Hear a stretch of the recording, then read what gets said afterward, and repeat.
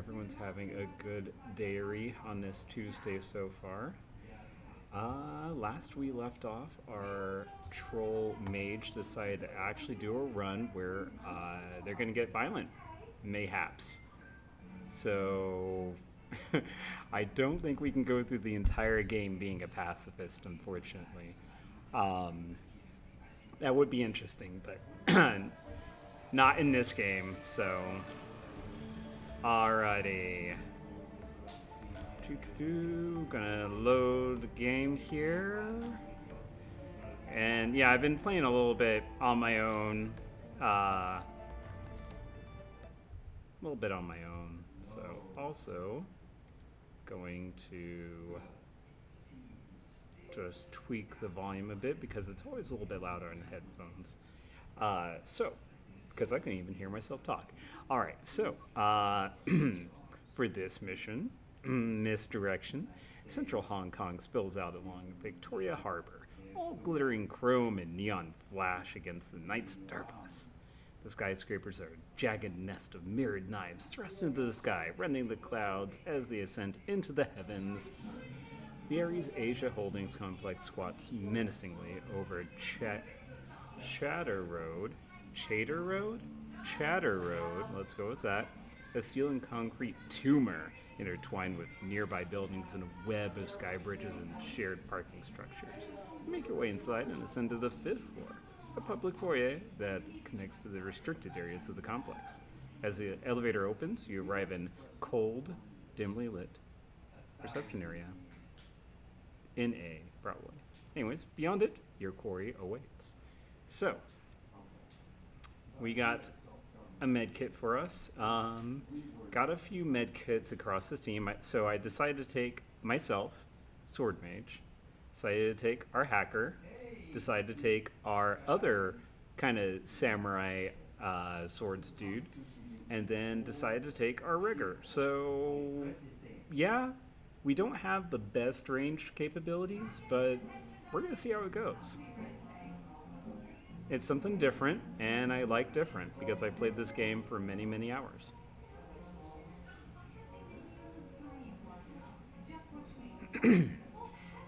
Exiting the Ares Asia Holdings elevator on the 5th floor of the skyscraper complex, the antiseptic odor of the mega corporation's offices assails your nostrils.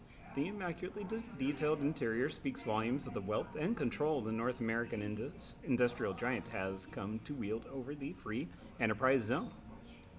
Oh, by the way, you might notice, streaming from the store today, if you hear something in the background, the others are watching TV, so anyways. Raptor glances at his bracer, pulling up a page of notes on Ares Asia Holdings and scrolling through it.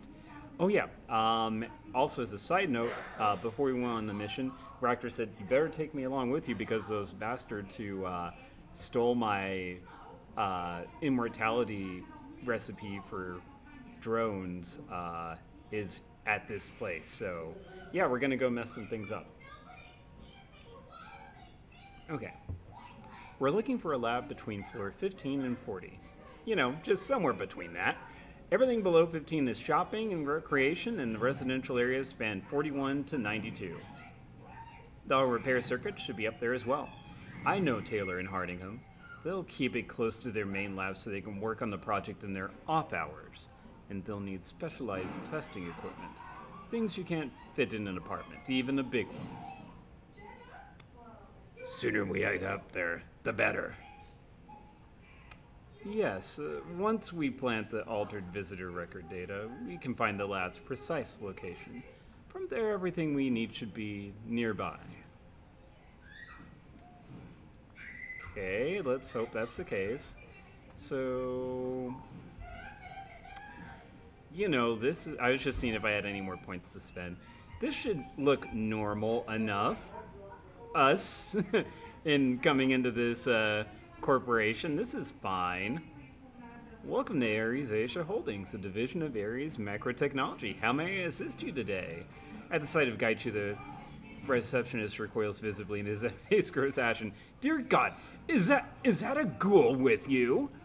Yes, he is my bodyguard, and I would kindly ask you not to fret about it. The receptionist's eyes bulge in panic as he shrinks away from Raptor. Don't fret when you waltz in here with a goddamn cannibal in tow. Calm yourself. Not only is he my bodyguard, he's part of my research into the integration of drone hardware with living tissue. But that's... Ractor draws himself straight, puffing his chest out as he raises his voice. I am Dr. Ractor, formerly employed by Grisham Aviacorps. I was the director of drone development for over 10 years, and the ghoul and the drone you see are part of my latest project. He looks unsure of himself. You can see his eyes flit to a conspicuous panic button mounted to the side of his desk, but he doesn't move. You aren't on the guest list. Ractor plows on, his booming voice cutting the secretary's question in half. It is a fully autonomous quadrupedal defense and attack drone with integrated fire direction data management, adaptive autosop parsing, and modular weapons integration. This drone redefines bleeding edge. What's more, it has an adaptive experience registry subprogram. To wit, it learns. The secretary blinks a few times, his eyes glazed over by Ractor's barrage of technobabble. Yes, I see. That's a lot of interesting information. What should I put on the arrival sheet then? Ractor regards the receptionist coldly and curls one corner of his mouth into a sneer. Put down that I am here to make a sales pitch. If there's any company in this world with an interest in cutting-edge combat drones, it should be Ares Macrotechnology. I have a full report on field and stress tests, part time to failure, and combat efficacy, and I do not like being delayed. Very well. Have a pleasant evening, Doctor. Please stay on this floor until your escort from the Drone Research Division arrives. Good job, Ractor. Good job. Woo. At least I didn't have to try to charm my way through. Alright, so that's where we probably need to go, but what's through this door right here? Ooh, so we can put the drone in there. But also, let's just take a look at this other open door over here too. And more open doors over here. So many open doors. You should learn to lock your stuff. Okay, let's go through this. Whoa, whoa, whoa, whoa, whoa, whoa. Why are you going that way? We can just open a door right here, right? Oh dear. I can see the magic, which makes me think combat is possible here. And I saw the Matrix terminal earlier. I'm just being suspicious. This office computer doesn't appear to be fully locked. It rests on an info page about Ares Asia Holdings. With a little finesse, a Decker could probably get into the user secured email. Isabel, show me what you got. You know, I'd expect Ares employees to be more careful with data security, but I guess nobody's perfect. From inside the machine's secure storage, you can access recent email and recent project updates. Let's go through the email. Most of the email is boring, lunch plans, updates on hardware requests, blah-de-blah-da. One thread catches your eye, though. I don't know why you're having such difficulty understanding our Matrix upgrade, Shung. I've given you the bypass codes to the blocker IC at least 3 times already. Maybe you should write them down or something? Anyway, here they are again. These codes should allow you to bypass the blocker IC in our secure data store, and also for security scheduling. Don't sass me, Corporal. I wouldn't be in this situation, and I've been promising the Matrix upgrades would be complete next week for the past 6 months. After 4 months of waiting, I stopped thinking about it. Now every time I make a pull request from our depot, that damn IC gets in my Persona's face and demands another set of passcodes. Thank you for the passcodes, though. Bypass passcodes, though. I'll write them on the back of my hand or something. Dr. Chung, Ares Asia Research. Alright, project updates. Most of this employees' records involve construction projects in and around Hong Kong, but one project, referred only to as 2231, stands out.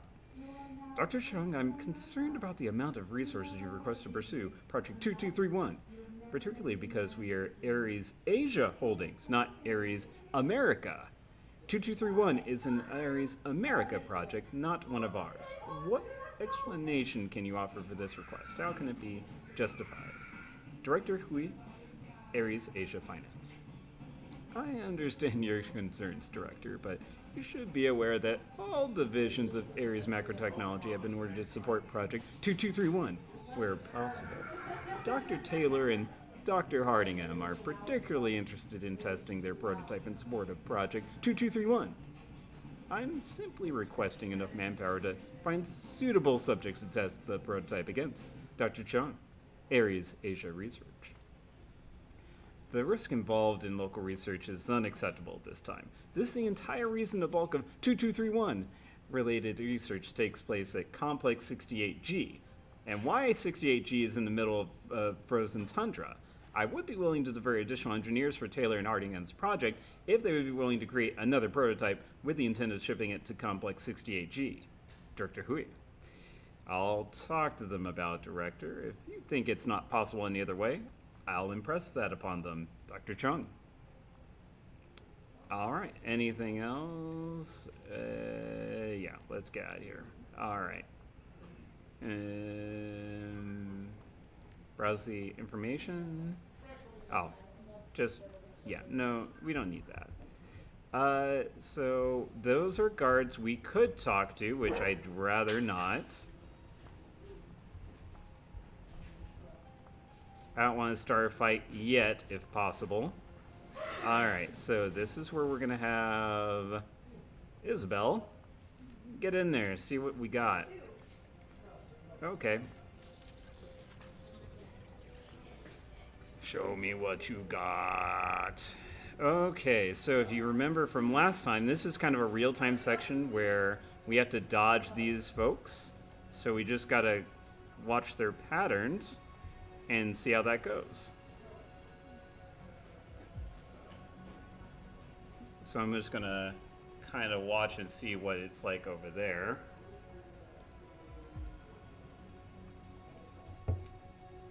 Okay, let's try to hurry. Woo! That was kind of close. All right. So we have that one that's, I think it's just going to go back and forth. And then we have those that are going to cross paths. Okay, let's go and whoa. All right.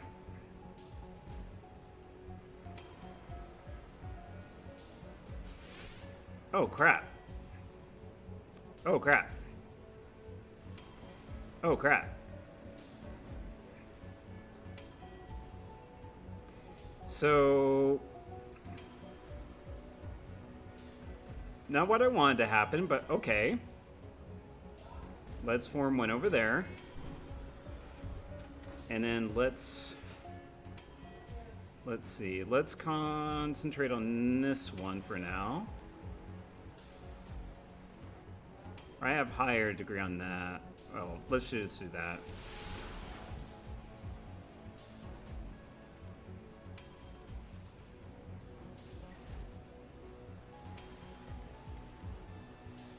All right. Let's give you a little bit of advantage here.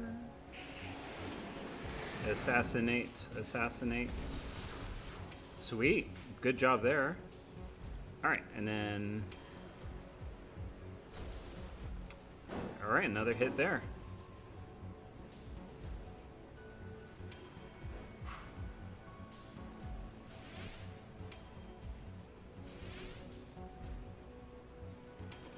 Alright, so let's do Sniffer on ourselves. And try to do Killer on that, 99%. Sweet. And then let's hop behind cover here.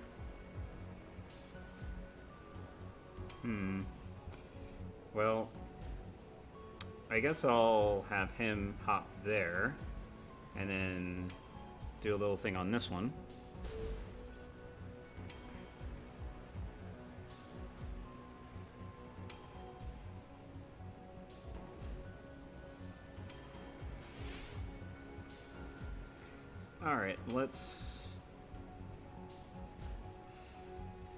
Yeah, let's just tackle this one first.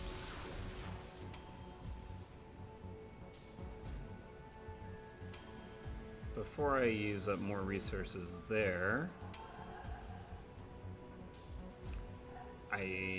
yeah, let's just go ahead and do that.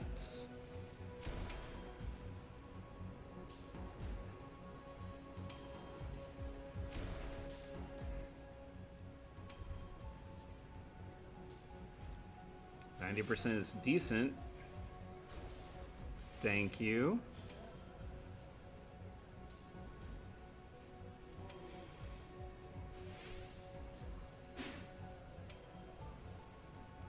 Alright, let's see. Let's go ahead and do that to reduce our system trace all the way down. And we'll just try to shoot that.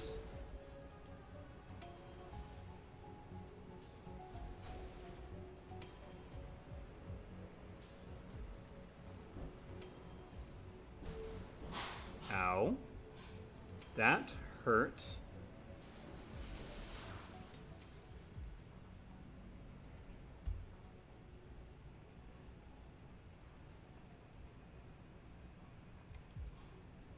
Okay. So let me hide back behind that.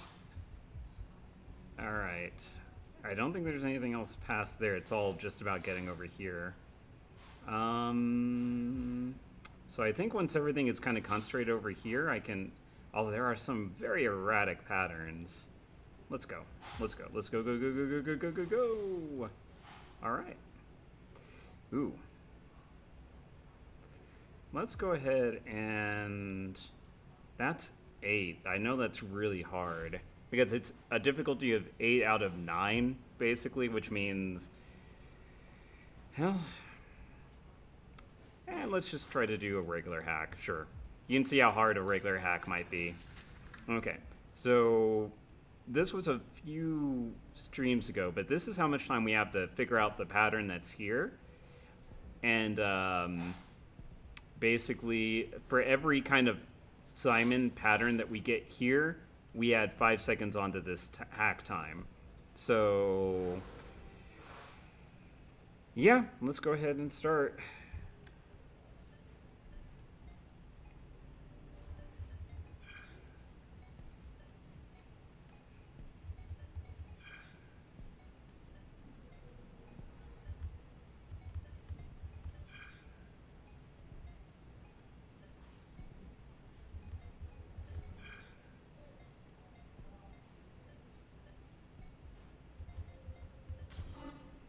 Okay, let's just go ahead and start. So is something with that? I think it's this. There we go. All right. So I like this hacking game much more so than the previous versions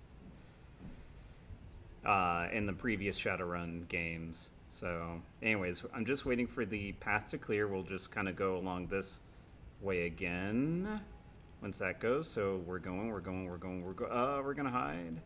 No, we're not. We're gonna go, go, go, go, go, go, go, go, go, go, go faster. Okay, good. Woo. All right. Well, that's one thing down. I think we have to go down the other way as well. Yeah, there's something that way too. I think that's where we came from, I believe. Yeah, that's where we came from, and then we ran up here. I don't think there's anything that way, but there might be. So, all right, let's step forward a little bit here. Okay, so is that going to go down? That's going up. And then there's this one that's going really fast up and down. And then that is, those are both crossing, and that is going down. If that goes up, then I'm going to go up. Yep. All right, good. Oof. Okay. That has kind of been a little... Yeah, there's another way that way, too. I will actually... Yeah, I'll do that next. But I'll go here first. Okay, so what are we looking at? There's a hacker thing over there, probably one over there, and probably one over there. Maybe one over there, too. Oh my gosh, okay. So, let's see. We have that one going really fast that way, along that path, and then we have this one that's kind of maybe doing a loop there, and a loop there. So whenever that really fast one goes, we're going to cut to the right. Alright, there we go. So yeah, we got over there, so there's this fast one that's doing that, but I think this is the only I see that's going that way, so we'll do that one easy enough. Ooh, bypass using a password? Do we have the password? What is it? No, we don't. Yeah, we don't have that password. We just have these two. So, we're going to try to hack it. Okay.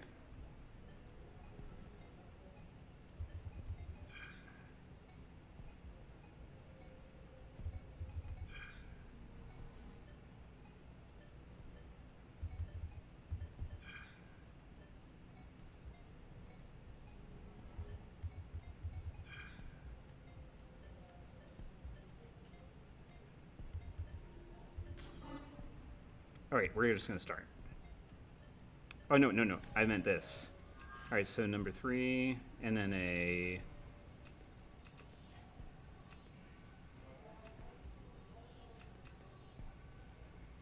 What was it? Is this one it? Oh. Nope. Is that one? Okay, woof. That was a little bit closer.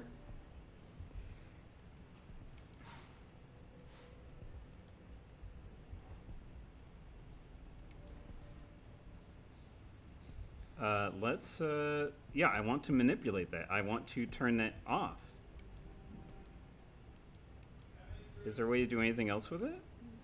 Subsystem is currently offline. Oh, I probably need to do something over here first. Well, that's unfortunate. Okay, so we got that one. All right, let's go. We're gonna have to go fast because is that one going down? That one's going up. All right, well, that's great.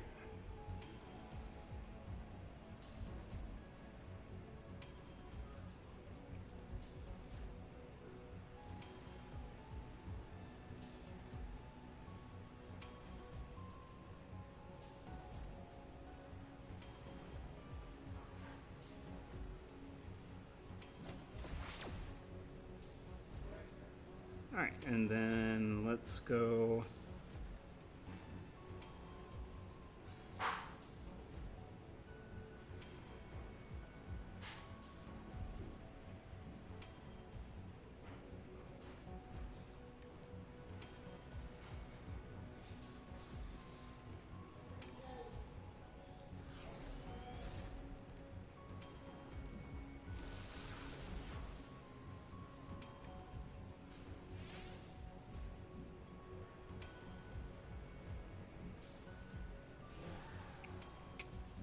Dang it. So that is definitely not good.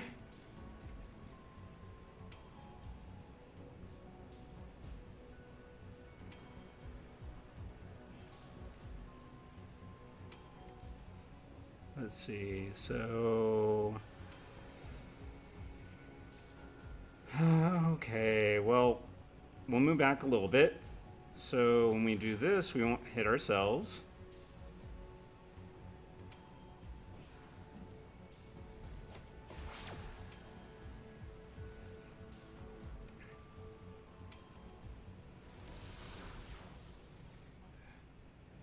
Okay, well, 85 out of 200 is not bad. We did eliminate a little bit of watcher stuff this way.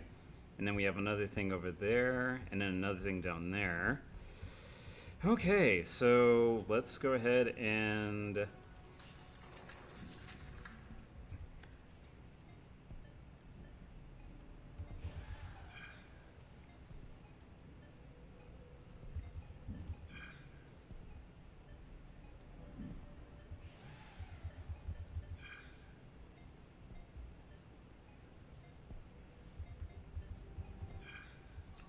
let's start. Do, and an M. This one? Okay, good. Alright. Alright, so there's that. Yeah. Alright, so I do think I eliminated a lot of the Watcher stuff this way. So, alright, I do want to try to get to that one before I leave. Oh, whoops, is that one going? Okay, I think those are just self-contained this way. I think I destroyed all the ones that were going over this way. So, let's see if that's correct. Maybe I'm not correct. Okay, yeah, I am correct. Alright, so let's go, go, go. Come on, you can do it, you can do it, you can go. Go, go, go, go, go, go, go, go, go, go, go. Alright.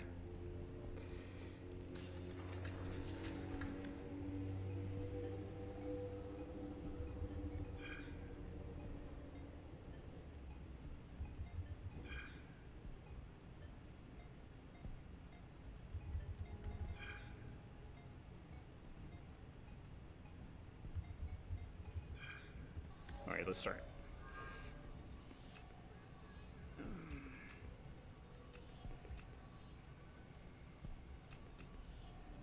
I think, wait a second, what was it?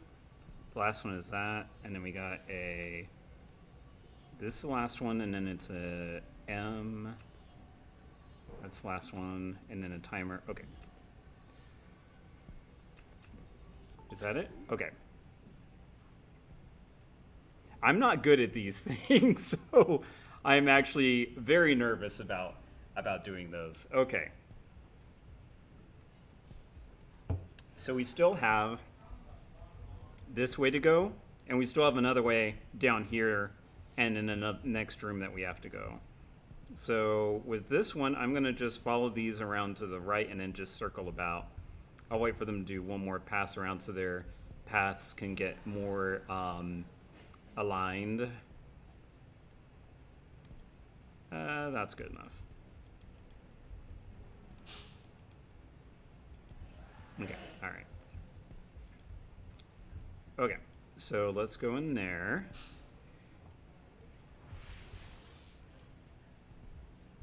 What? Oh, I think that's another jack-in point somewhere else. So, all right, never mind then. All right, so let's just go this way. Oh, I did not eliminate that one. That's fine. I eliminated all the rest. So, all right, so we go through here, and then we got these suckers. All right, I'm gonna have to kind of wait until we get a good path that way. I think we're good. Oh my gosh, go, go, go. That was too late. Too late, maybe? Too late? Nope, nope, nope. We're good, good, good, good, good. All right, good. Oh dear. All right. Well. All right, we still got good accuracy. Oh, dang it. Why'd you quit? Ugh. Fine, all right.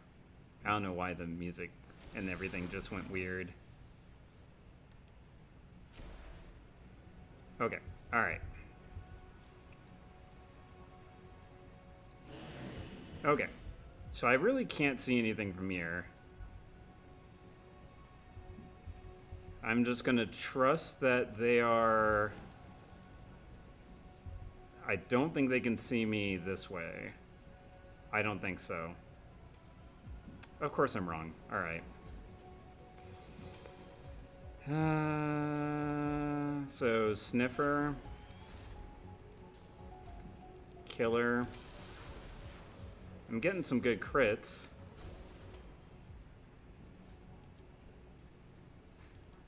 Oof.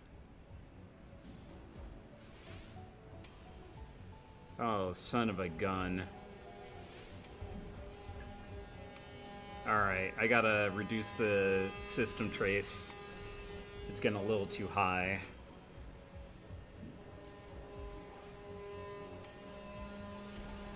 Oof.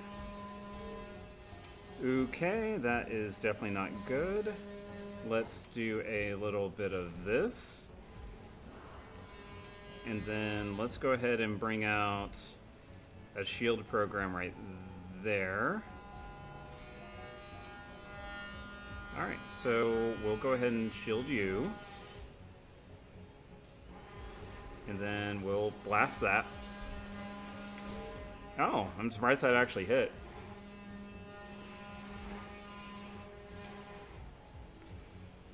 Alright, I think that they both should be close enough together for the Tar Blaster to hit. Alright, and then let's get Killer doing that. And then one more? Yeah, that's fine. Alright, let's do...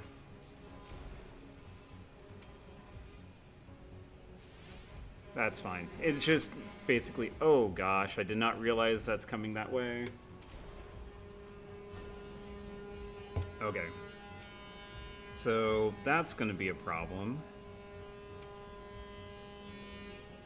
Alright, so we'll do that. Okay.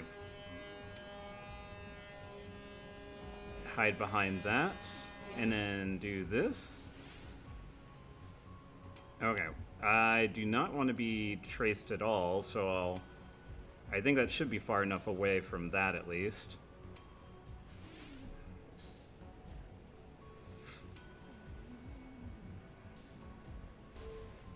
Ow. Okay, well, let's go ahead and move that way.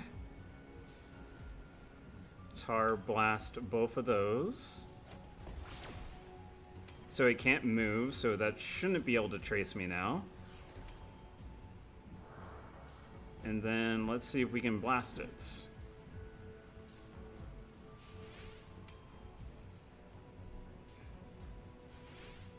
Is it within line? Eh, it's within line of sight. Boo. Okay, alright. That's... Alright, well, that's unfortunate. But I think we have the password for this. Secure data store. Okay, I'm just going to type it in here.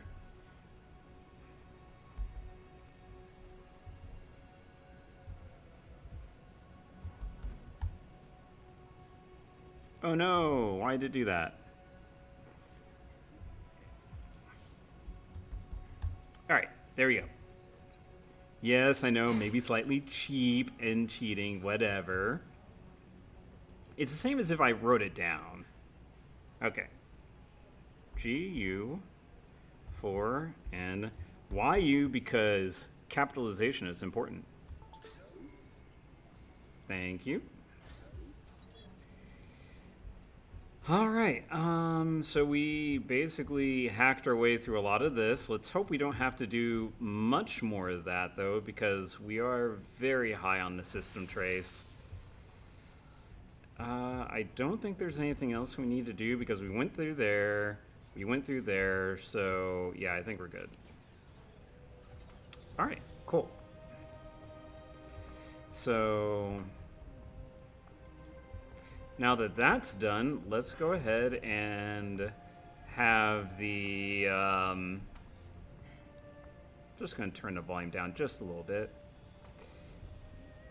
I don't know, are people able to hear me over the volume? I just want to make sure, but anyways, let's see.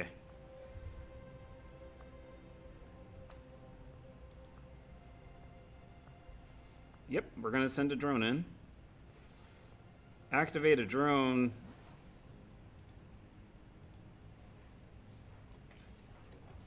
Alright. It's your show, Koschei.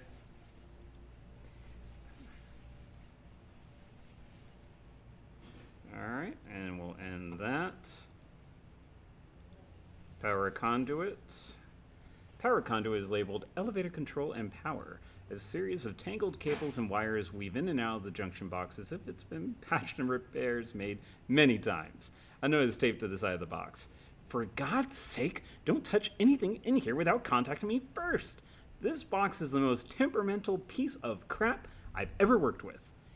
If anything gets unplugged, the elevator system will go down and take the security card readers with it.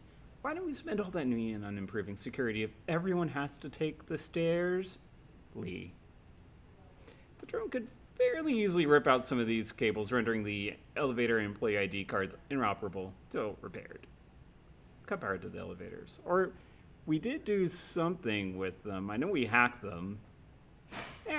We don't need it. Drone tears out several of the elevator power and control cables, and a number of diagnostic lights begin flashing red. Looks like you're going to be taking the stairs for the time being.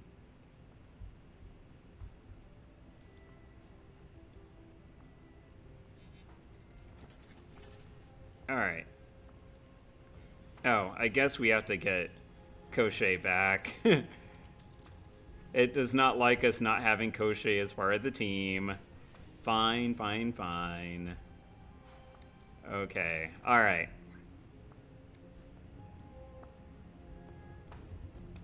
One second. Sorry. Okay.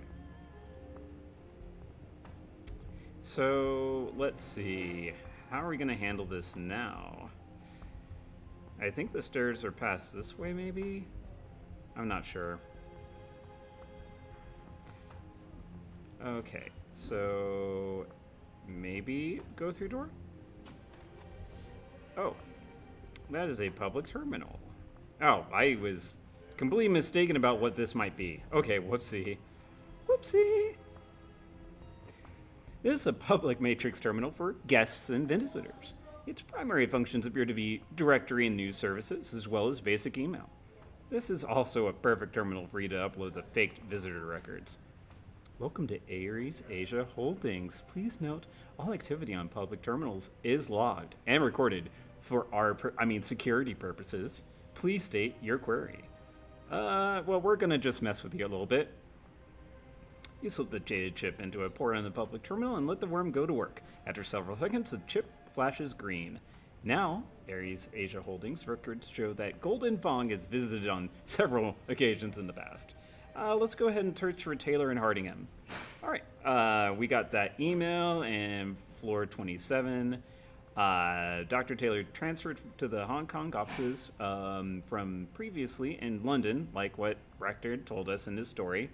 His research focuses primarily on drone weapons, although previous work centered on cryogenics and the impact of the Matrix on social structures and human development. Who cares about that sort of stuff, though? Is joint chair of the Ares Asia Drone Research Laboratories with Ian Hardingham. Current projects include the expansion of the Hangzhou Bay Tidal Power System, a proposal to expand the Hong Kong MTR maintenance program, and further research into machine learning. All right, Hardingham, what you got? All right, has transferred to the Hong Kong offices of Ares Asia Holdings. Pretty much the same thing, except artificial AI research. Related to the research and development of new artificial intelligence solutions that will keep Ares macro tech competitive in this rapidly changing world. While specific work is classified, previous efforts have been around self-repairing machinery, robotic game theory, and collective machine learning. All right, so we got what we came for, and now we need to get to floor 27, which is probably... Why is the thing showing me to go there? Oh, is it that way? Okay, probably because I made it where I have to take the stairs now. Okay. All right, folks. Hope you're ready for stair time.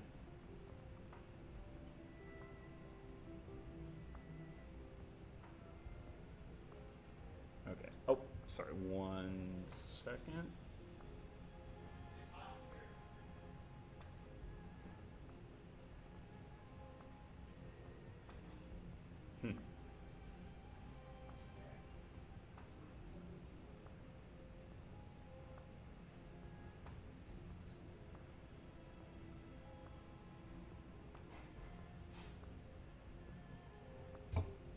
Okay.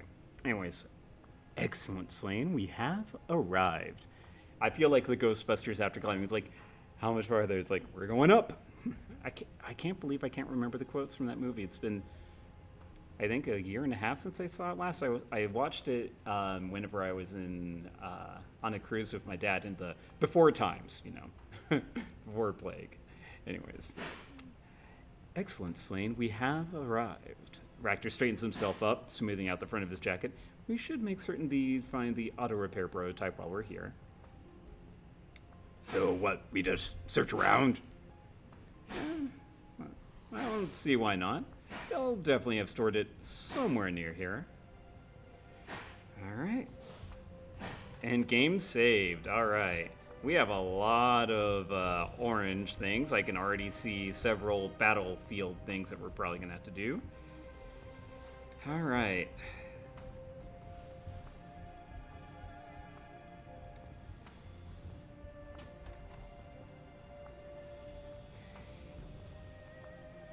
Okay, aut viam invenium aut facium. Golly, I used to know Latin very well. Alright, search for auto repair project. All information contained herein is considered secret or con. Duplication of files forbidden. Authorized eyes only. Select the file. Let's go with Desert Wars field testing. Congratulations, everyone. Ares Europe has given us the go-ahead on entering the Griffin drone prototypes into this season of Desert Wars. Between the auto repair circuitry, the MP laser prototypes, and the self-organizing threat assessment programs, I think we've got a great chance of being one of the standout stars of the season. Obviously, we have a lot of work to do between now and the kickoff event, so I'm expecting plenty of crunch time.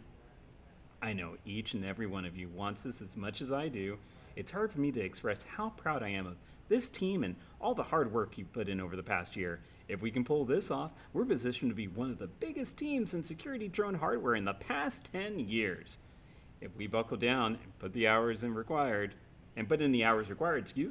I know we can do it. Glenn Levitt, my office. Glenn Levitt, my office? Come get some? I don't know. Grunt softly. When he speaks, he sounds almost sad. Oh, Taylor, how far you've fallen. When we worked together, he'd never have written this kind of limp corporate missive. We all cared about our work, that we never had to motivate the team like this. He has become a management tool of Ares Macrotech. I doubt there's much left of the passionate young researcher I knew. You think he's lost his edge? Not as such. I believe he's still quite capable as a researcher, but when you spend all your time managing a budget or organizing your team, what time is left to do the actual work? The reason you got into the field in the first place. No, thank you. That is a disgusting world. All right, self-organization subroutine bugs. Hey, Ian, I've been encountering a worrying bug in the latest multi-drone mesh network tests. Excuse me. After checking on it, I'm pretty sure it originates in the self-organization subroutines. Excuse me, I am sorry. When the Griffin drones go into self-diagnostic mode and start sharing their telemetry data after field activity, they stop responding to external commands. Even kicking a debugger over to admin mode won't stop them. Looks like they're not responding to outside commands because they're identifying activity orders as non-critical in comparison to their attempts to share and learn from each other's telemetry. Are we going Terminator here?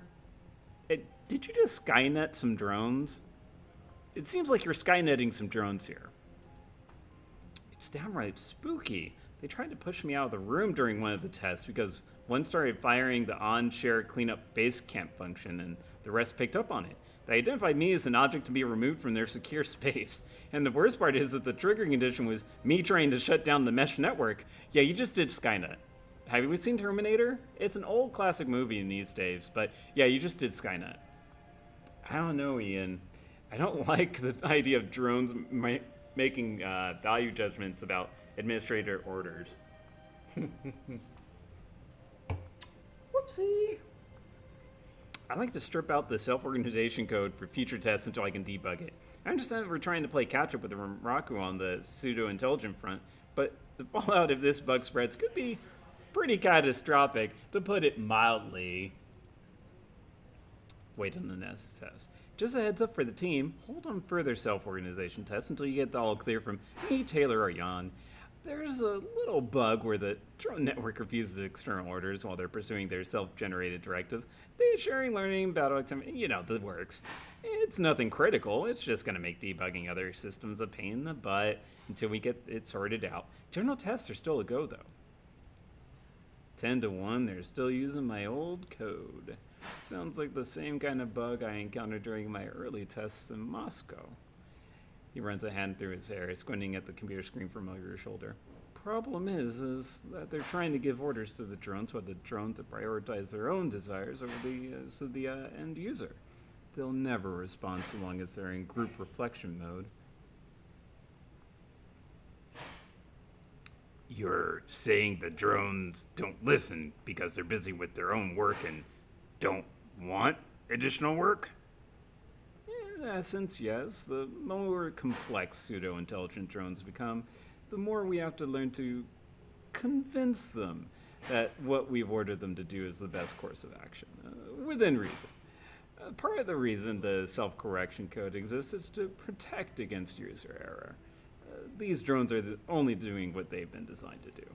The deeper I got into data sharing and self-development code, the more I came to realize that it was impossible to build a truly independent drone, a system as simple as waiting order priority. Checking from A to B to C is functional, but inelegant. My solution was to create a system of interlocking desires and motivations that shift and change over time. The only overriding principle is that both Koschei and I must work together to solve problems. It's kind of tremendously creepy, Raptor. He shakes his head. I do not expect you to understand, my friend. But trust me when I say that while it may not work for you, it does for me. Koschei is the single most effective solitary drone in the world when it comes to independent planning and threat control. It got that way through my love and respect for science. It may unnerve you, but it is a very effective process. Let's go back here. Recent messages. Attention, all files are secret. Okay, Olympics canceled. Can't stinkin' believe it, Chung. After spending all that time and money tracking down tickets to the 1960 Neo-Tokyo Olympics, the OIC's canceled them entirely. Some crap about not having enough participants.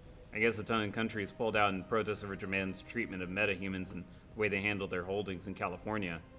I mean, yeah, I'm all for equality, but the Olympics? That's about brotherly love, the spirit of cooperation, and the unity of mankind. Can't imagine anyone using them for such transparently political purposes. It breaks my heart.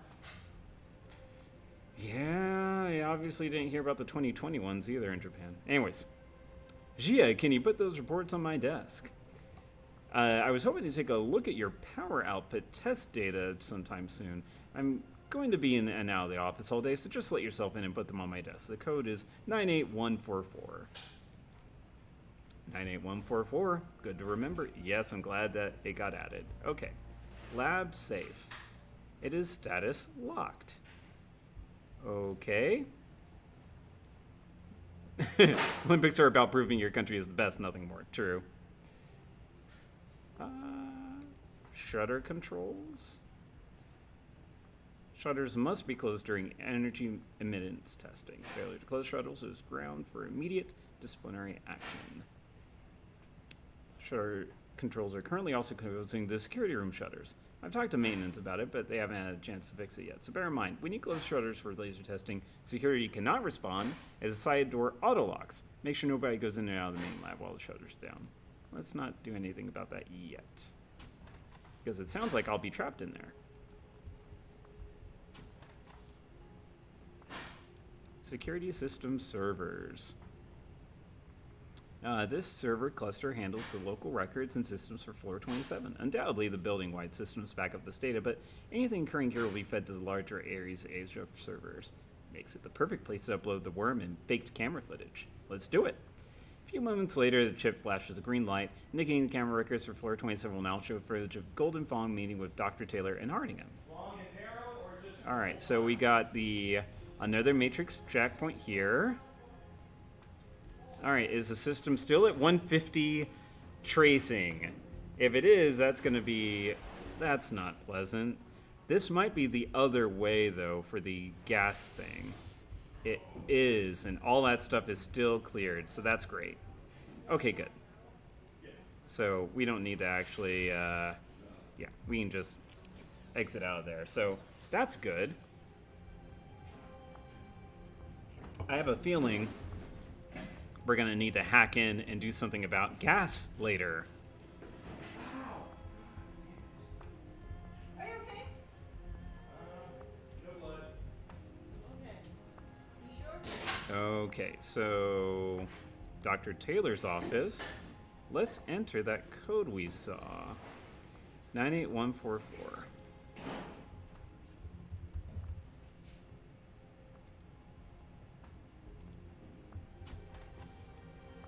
All right. All right. Let's thank you. Let's do email. Oh my gosh. Already just didn't even lock it or anything. How insecure. All right. You killjoy. Hardingham, I cannot believe you. Did you tattle on me to night errant saying I'd blown off the security brief and ran to go drink alone? Psh, I'm a senior researcher, not a bloody prisoner. If I decide to go have a drink on my own, that's my business. Besides, Central and Admiralty are both crawling with police at any hour. They're AAA secure, for God's sake. Pub time! Exclamation 1 point. Listen, H, I really do hear what you're saying about security, and I promise I'm not taking it lightly. I was thinking we could hit up the pond after the meeting tomorrow. I've got 8 or so takers from the lab, and Knight Errant promised to loan us a low-profile bodyguard to make sure nothing goes awry. How's that sound to you? Door code. They changed their door code while you were out on vacation. The chips got a little fried when somebody forgot to close the shutters in the laser lab when they were testing one of the new emitters. 23847. All right, sweet. Project 2231. H, one of the researchers downstairs hit me up on a meeting about supporting something called Project 2231. It's headquartered in the Algonquin Manitou Council, some godforsaken black site called Complex 68G. Guess it had something to do with that debacle in Chicago. Research into cleaning up the CEZ and whatnot. I thought it'd be nice if we could give him a hand. Just lend him a prototype with the specs. Let him test out the laser out there. Had to sit through 2 hours of training about locking. Oh my gosh, yes. We had to go through that like maybe every 2 or 3 months at Farmers, I think. Yeah, exactly. Anyways, Project Records. Security is everyone's business. Attention Ares Asia Holdings employees and residents. Last week, the Knight Errant officers responsible for the security of this facility received several reports of suspicious activity in the public area of the building. At 1:31 last Tuesday, security shows a troll approximately 20 to 28 years of age entering the public mezzanine areas of the building. Subject was seen attempting to gain access to restricted areas. They exited the facility before Knight Errant could intercept and question him. Reports from area citizenry indicates the subject was asking about research labs working on directed energy weapons. Several hours later, the subject was seen re-entering the building from a side entrance wearing a custodial uniform. The guards attempted to detain the subject, but during their arrest, both guards were severely injured. Any employee or resident should contact security immediately if they see this troll. Do not attempt to detain him or interact with him in any way. The subject is considered highly dangerous. Dr. Taylor, it's come to our attention that you have not been treating this threat with the seriousness we believe it deserves. Please remember that the safety of your person and your research is not solely your concern. Striking against you is a strike against all of Ares Macrotech. When engaging in off-site entertainment from now on, we request that you travel with a group. Thank you. Thank you. Emitter aperture alignment. I'm about to change the emitter and focusing array in our latest MP4 redline prototype. Prior to this, we were using the same emitter array as the MP Laser 3, since it's a proven design. Unfortunately, that array is too large to continue using at this point, and there's legacy software that we need to update. The largest problem is that the outer lens is 3 millimeters too large for our new housing. 3 millimeters, what a shame. In light of that, I've commissioned 20 new focusing arrays. They are being manufactured in Detroit and should arrive by next week at the latest. The fabrication technique is the same type that we acquired from Zeiss last year. It should give us superior beam coherence even in high dust and fog situations. Prior emitter research. Personal notes on the MP Laser 1 research. I've been going back through the files from Ares Arms research on the original MP laser. A lot of work was done by one Dr. Elliot Mills Fargo. Unfortunately, Mills Fargo is dead. From what I can gather, his son killed him during a drunken argument.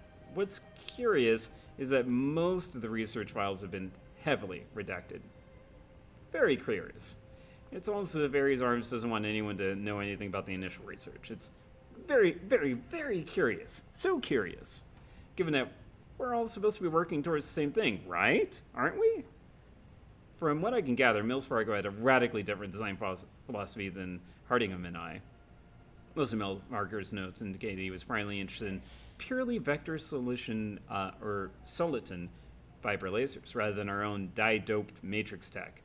From what I understand, that's also the basis of Winter Systems' own attempt at a man-portable laser solution.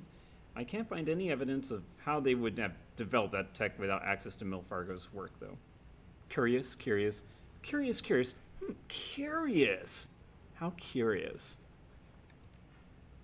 Let's plant that. After a few moments, the chip's light flashes green. Bye-bye. Alright, so let's see. We have that.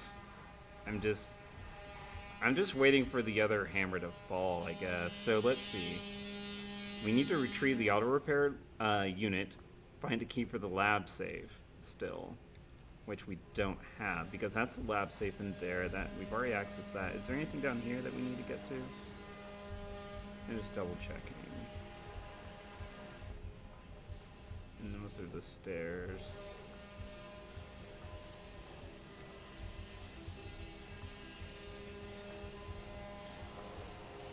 And that's the door. Well, I don't want to go through that door yet. I feel like that's a door to the next plot point. Okay, alright. Let's go ahead and do, oh yeah, what's that code again? Because I can't remember. Diddly. 23847. Click clock. Ticky-tock. And I apologize about the noise. I can kind of hear it through my headphones. I think they're chopping something up in the back. I apologize. Anyways. Alright, so. Actually, sorry. I was just double checking. I was about to go back there and see, like, hey, by the way, but yeah. Alright. Try to point it away from that. Okay, or maybe they're done. Okay. Right. Anyways. Project records for Hardingham. Project power output. Preliminary reports aren't good. We can miniaturize the aperture and emission array from the MP Laser 3, and it's definitely possible to get down to a handheld size, but that's never been a problem. Energy density is the core concern. Our batteries just aren't up to snuff if we shrink them down to pistol size. Without the MP Laser 3 battery pack, we'll be lucky if we ever find a way to break 6 or 7 shots. It's a terrible problem, and one of the boys over at Material Sciences have been dragging their feet on. I've been checking into using some of the new dual-phase batteries, but the cost seems prohibitive. I made a note to Dr. Hui asking if we could get some help from Ares Arms Europe. The Firelance research teams made a great deal of headway using stage graphene capacitors. Maybe there's something we could learn from them. Alright, so this is the, yeah, that's the same thing. Dr. Hardingham, it's our belief that the troll we recorded is interested in the research you and Dr. Taylor are undertaking. As such, we will be providing extra security for your off-site team building exercise. Please be careful when not within the facility. Your research and person are under threat at the moment. Drone integration. These appear to be Dr. Hardingham's notes on attaching the prototype to security drones. Things proceed apace. Assuming a standard medium drone like the Inquisitor or Rover 9230 models, the drone provides sufficient power to enable the prototype effectively in limited bursts. Though there's a 30-second charge time if the capacitors are drained rapidly. The small size of the emitter lens also means that the prototype can be mounted modularly or internally as the platform dictates. For smaller drone sizes, the output is more restricted but still valuable. Charge times increase to between 2 and 5 minutes, assuming standard battery power. This does unfortunately reduce the drone's loiter time. Each shot reduces the loiter time by approximately 2.5 minutes. More than enough for a sustained engagement, but something we'll want to keep an eye on. I believe we can increase efficiency in these cases by including a supercooling medium, liquid nitrogen or the like, to reduce the heat pump's draw from the power systems. Maybe something like we worked out for the Sentinel P series berths. Alright. Emails? Alright. Regarding you being Killjoy. Taylor, I don't think you're taking the security breach seriously enough. A bloody troll tried to waltz into the building not just once, but twice. He beat up some of the bully boys downstairs, and he's definitely after our work. And you want to waltz off to the pub like nothing's happened? At least go in a group, man. Cheating bastard. Listen, I don't know how you managed to beat me in that last game, but I know you're cheating. All the data checks out, but I can't believe your aim's suddenly gotten so much better than mine. When I find out what hack you cooked up, you're going to owe me 50 nuan. Either that, or your characters are all going to be wearing bright green lion costumes from now on. Leaking vet. Well, too late for that. Dr. Taylor, we appreciate your concern about the threat neutralization system leaking from your office air vent. Your safety and the safety of the lab are our topmost priorities. Until we can get maintenance to inspect the valve, you can access the security control for Vent 3 via the Matrix. Should any further leaks occur, please contact us again. Okay, Taylor, have you gotten 8 people and a bodyguard together for a pint or two after we have our meeting? I'm game. Sorry for being so testy earlier. I just don't relish the idea of being beaten to a bloody pulp by some trog with an interest in my research. Alright. Okay, well, alright, so currently we're still looking for a way to access this key here.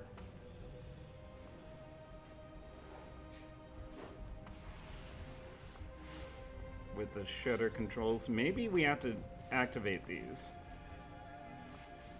I should... Well, I can't really remember. Anyways.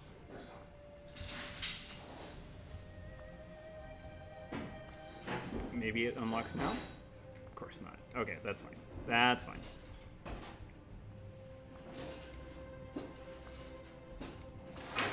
And when that happens, all doors... Oh.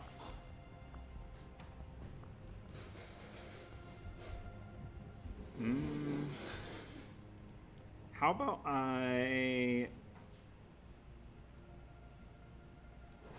open shutters for now? Okay. Just for now. Okay, is there anything over here before I go through that one door that I feel like is going to lead to a big fight? Because the next point is all the way over here. That sounds like a fight to me. All right. Okay, yep, that's a fight right there. That's a fight right there. That's a... Yep. That's...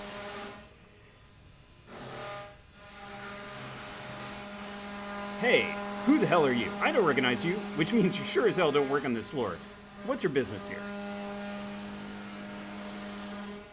Well, I look like a troll between 20 and 28. Sorry, I'm lost. How do I get to Matrix Security? Ah, okay, that's floor 37. This is 27. Just head back when you came to floor 37. Turn left at the Bridge Solway Junction. You can't miss it. I catch you back on this floor, though. I'm raising the alarm. Okay. I'm just going to keep going this way, though. God damn it, what did I tell you? You're not allowed in there. Yeah, that's... We were gonna go loud at some point, so... Alright. Well, they can't shoot us through here, right? Right. So, I'm just gonna aim that way. Have us kind of, again, aiming that way.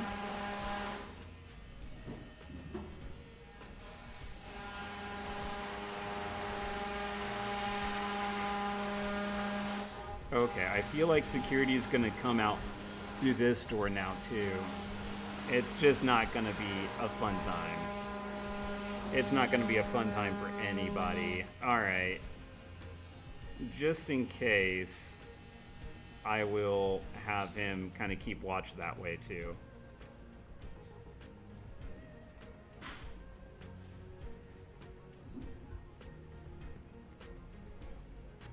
Oh. Okay, well, Gaichu, you want to do the honors?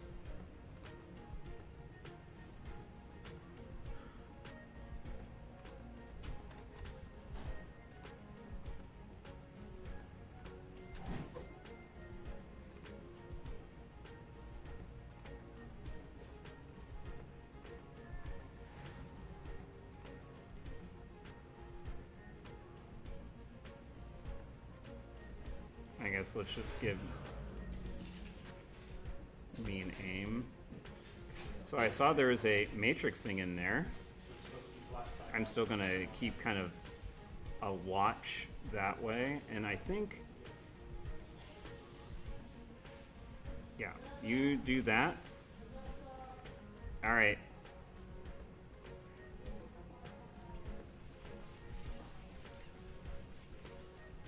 Okay, so let's go ahead and fire at this guy. Oh, we got an adept here. Oh, we got someone who thinks they can do some crazy ninjutsu stuff. Well, let me show you what I can do.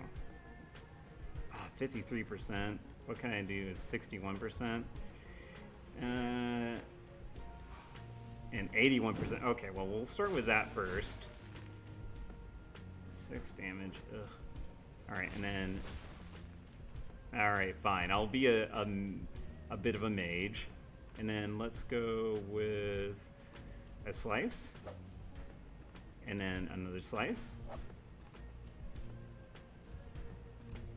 And then let's see if... all right. We got that, and then we got that. Are there any other enemies, though? I'm gonna end it. Oh, god dang it. Because of frickin' course.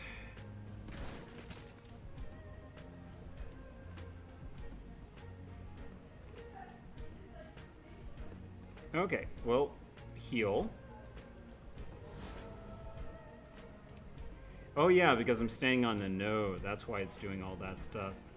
All right, and then let's let Koschei. What you got?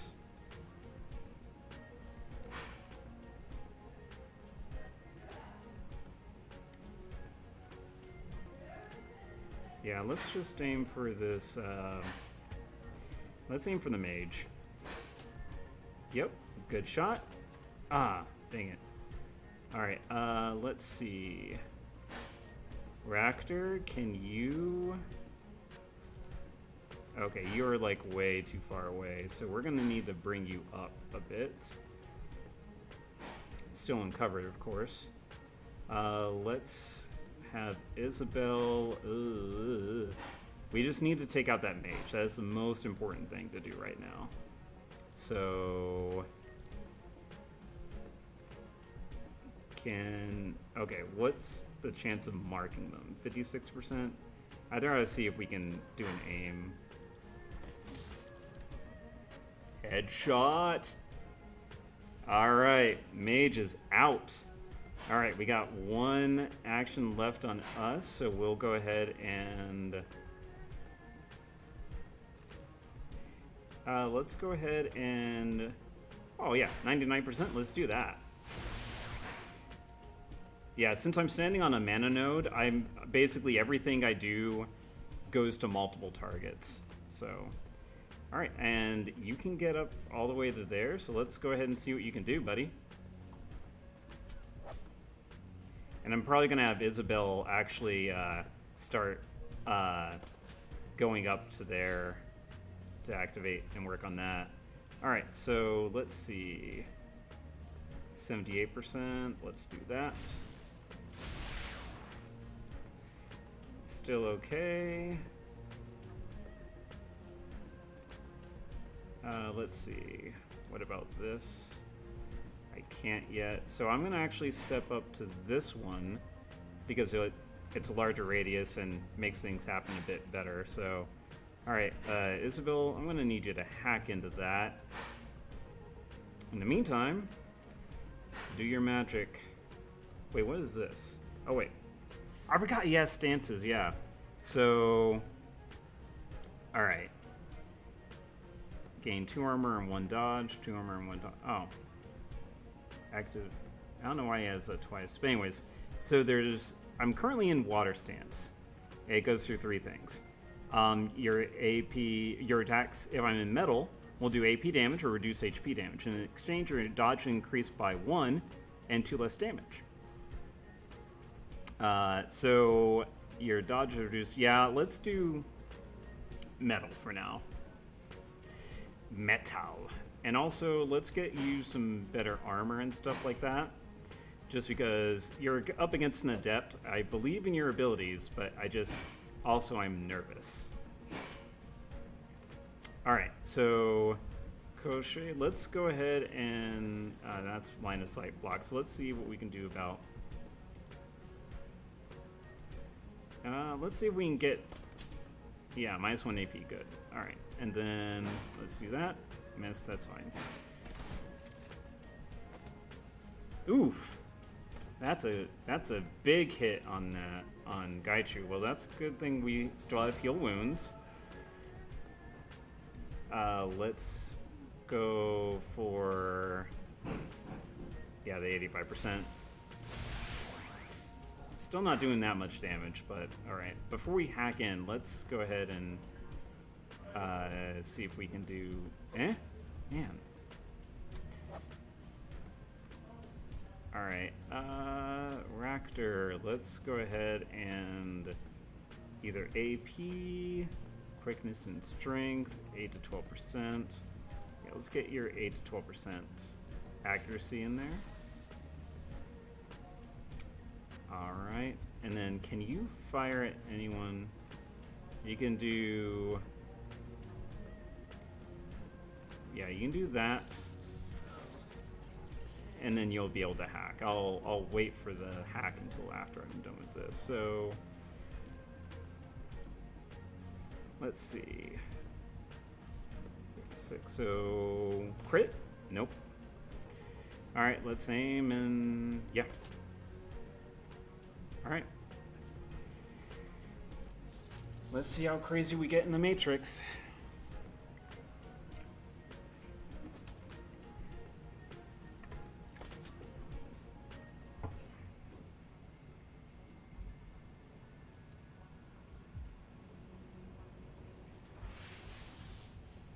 Oh, what? It's this place again? Oh, what a waste of time then. Okay, never mind. Sorry. Just get out of there. Oh well. So unfortunately, let's see. What's the difference between that? I think I am gonna go ahead and first let's do some aim. And then let's go do aim again on me. Oh, wow. That was impressive. Okay, well, let's go ahead and say you step up here. And then we're going to see if we can pop this Knight Errant Adept. Nope. All right, and then hit. 85%, come on. This is like the XCOM problem. All right, let's overclock our baby here. Because it's always good to overclock your machinery. Of course. So we got a pop there, good night, and then miss. Okay. I think that might not be the best range to do.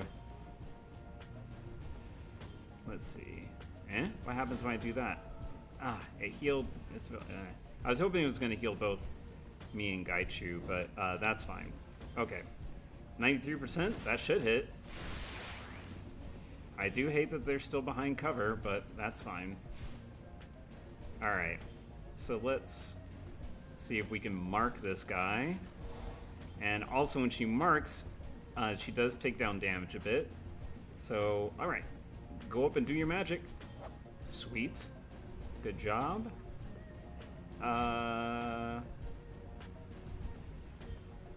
Yeah, I guess let's see if you can actually aim. How do you do with the aiming? Not so good. That's fine. Okay, so let's say boop. Golly! Koschei is a beast at this gunning thing. Koschei for the MVP award, I think.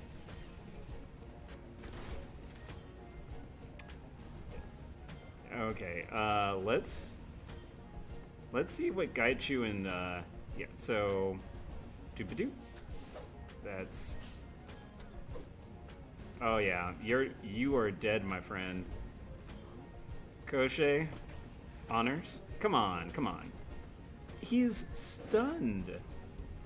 Can you overclock your thing again? No, not enough. Yeah. What about that? Nope. Oh my gosh. Will he live to fight another day? No way. Let's see. Alright. That seems to be the last of the security forces. I can't hear anyone else on this floor. We should hurry. It won't be long before backup arrives. What's the matter? You chip a tooth in one of them back there? For a monster, you seem awfully squeamish about this kind of thing. It's not squeamishness. It is caution. This is an Ares facility, and Knight Errant is one of the most competent security forces in the world. Only a fool would wish to face them on their own terms. Even monsters like staying alive.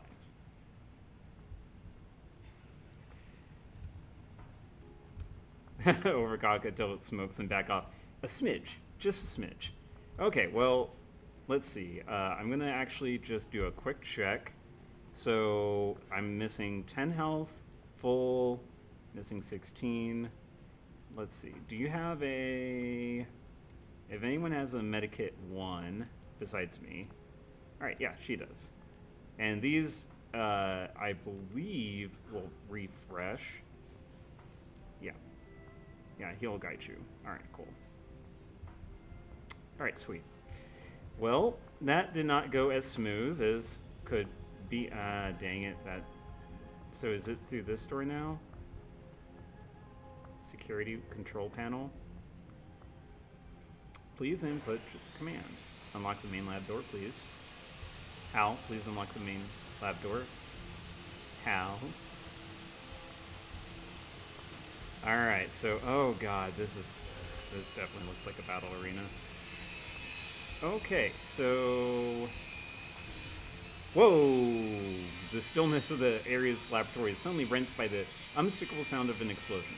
The floor trembles beneath your feet and dust falls from the ceiling tiles.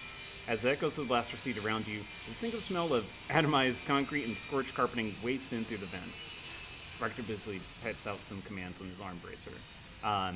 Koschei whirs and flexes his legs beside him. I'm seeing a lot of radio traffic. Whatever that blast was, Ares wasn't expecting it. I think we're about to run face first into another runner team slain. Shit. Isabel shakes her head, balling up her fist. If it's not one thing, it's another. We never catch a damn break. Welcome to Shadowrun. Never catching breaks. It's not as bad as all that. If they're setting off bombs, the Knight-Errant forces in the building will be more concerned with them than they are with us. Stay behind me, and I will protect you. With an explosion like that, our window just got a whole hell of a lot shorter. I expect the window may now be closed, and we'll have to break a hole in the proverbial wall in order to get out. We should get to it. Oh my god. The combatants in the next room are quite obviously Shadowrunners. Their gear is mismatched, they wear new uniforms, and the mixture of technical gear and heavy armor indicates they're prepared for anything. Oh dear. So, where is the... We gotta find the stuff. Ah, damn it. The other Shadowrunners huddle up. Their voices are loud enough that you can hear them in through the glass door. They don't seem to have used you yet. Christ on a crutch, that was nasty. Thor wiped sweat from his brow with the back of one hand. Jarl, is that the last of them? Looks like it, Bull. My C-12 wrecked the stairwell, so we're safe from backup via that route. He hands a canteen to the human woman next to him. Dizzy, how you doing? Taking a long drink with the canteen, the woman breathes a deep sigh of relief. We're tossing it back to Jarl. Remind me again when we went to the executive level before getting to the lab? I'm all for a brawl, but pulling 4 Knight-Errant adepts off of Opti isn't my idea of a party. Points an accusatory finger at the shaman. You, sir, need to practice your martial arts. Opti raises his hand placatingly. You had to go up there, Disney. Without the keycards to get into the lab, we're as good as dead. Bolt could have hacked the door, but his deck got slagged after you threw that rigger into him and broke his concentration. Let's continue listening. Okay, we have plenty of playing to place later. Right now, we need to have to get the hell out of here, nab that prototype, and clear out the before they get more soldiers down to this level. We got a job to do, people, so let's get cracking. Hey, Bull, looks like we got some company in the lab because there's people in there. The Dork Tech regards you quizzically. Son of a bitch. Guess you guys got here first. Tell you what, we'll come in there and we can talk this over. Bull waves the RFID key card at the door, but only buzzes in denial. Glances at the key card and invitation, then turns his eyes to you. Hey, would you mind letting us in? I'd rather not be trapped in here when Knight Errant backup arrives. Oh boy. Oh boy, oh boy.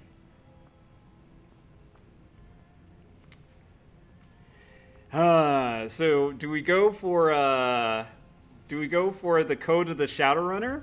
Or do we go us first?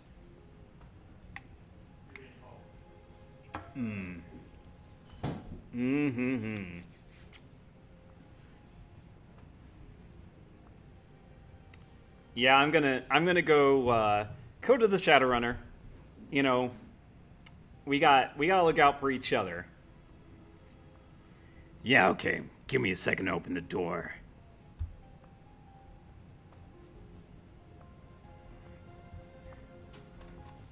Hey, I gained a karma for that. The Jarl. Not just Jarl. The Jarl. Thanks a lot. We would have been cut apart out there. Never let yourself get backed into a corner, you know? This sounds like something went wrong. Bull's deck got slacked by some sparky IC. We got surprised by a rigger coming out of the hallway. Did a hip throw on him, but his body hit the jack point Bull was using. Some kind of surge hit, the system went to red alert. Before we knew it, Knight Errant was crawling all over us. Sounds like sounds like everything happened because of you, Dizzy. Rookie mistake, honestly. If I had set up a redundant signal filter, I'd have an extra split second when the jack got fritzed. As it was, I tripped some tar baby ice. Okay, this is why I love these things. I love them, just like I love this, but they give me the hiccups. I'm sorry. Anyways, as it was, I tripped some tar baby ice, and before I could get free, the system was lit up like a Christmas tree. Arctic gives you a significant look. He speaks quietly so that only you can hear.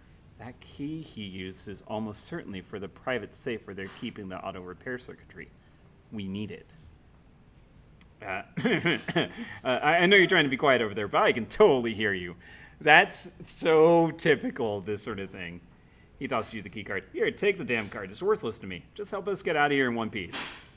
Thanks. Jarl spends a few moments scrutinizing you when his face finally lights up. Wait a minute. I recognize you. You're Slain, right? Your name's all over the Shadows of Hong Kong. From what I hear, you've been doing a lot of work for Kindly Cheng. Well, damn. Dizzy looks you over. There's a touch of awe in her voice when she speaks. I didn't expect to run into such heavy hitters on their first run out here. Learn to adapt. Well, I guess there's nothing we can do about it now. Hopty quickly checks over his gear and weapons, reassuring himself they're all in working order. Can we get a move on? We're all going to be up Ship Creek if we don't get out of here. Not so fast. What about the prototype? Bull shakes his head and snorts crudely. We can argue about this here, or we can try and get out of here before we get killed. It makes you feel better. You hang on to it until we get out of harm's way. That is an acceptable outcome. For the moment, anyway. Listen, what's your way out? We're going to rappel over to the Federated Boeing building next door, but with all the racket, I think we probably get shot off the line. Come with us. We're taking the elevator shaft to a collapsed MTR station. I didn't even know that was there. Should have done better legwork before we got here. But reloads his pistol, snapping it back into the holster with a loud crack. We'll follow. More guns couldn't hurt, right? Either way, we'll be right behind you. Suddenly, there's a blare of alarms. Red lights click on overhead as an accompaniment to the noise. You also hear some hissing sound, rather like a tire deflating. And with that sound comes an acrid odor hanging heavy in the air. They're gassing us. Look over there. It's coming out of that vent. If my deck was in fright, I'd be able to jack in and stop it. Have you brought a deck or some drones? If you haven't, we have to get out of here fast. Okay, well, first... Okay, so... we can deck in back there. So first Slain, you do the honors. Alright, and then let's start skedaddling.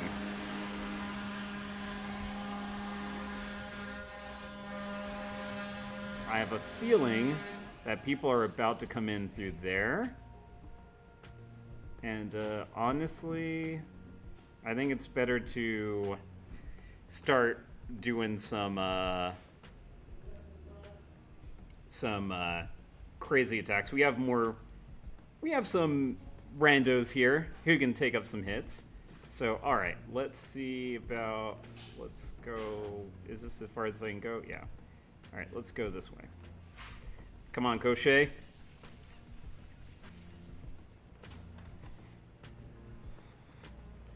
Alright, here we go.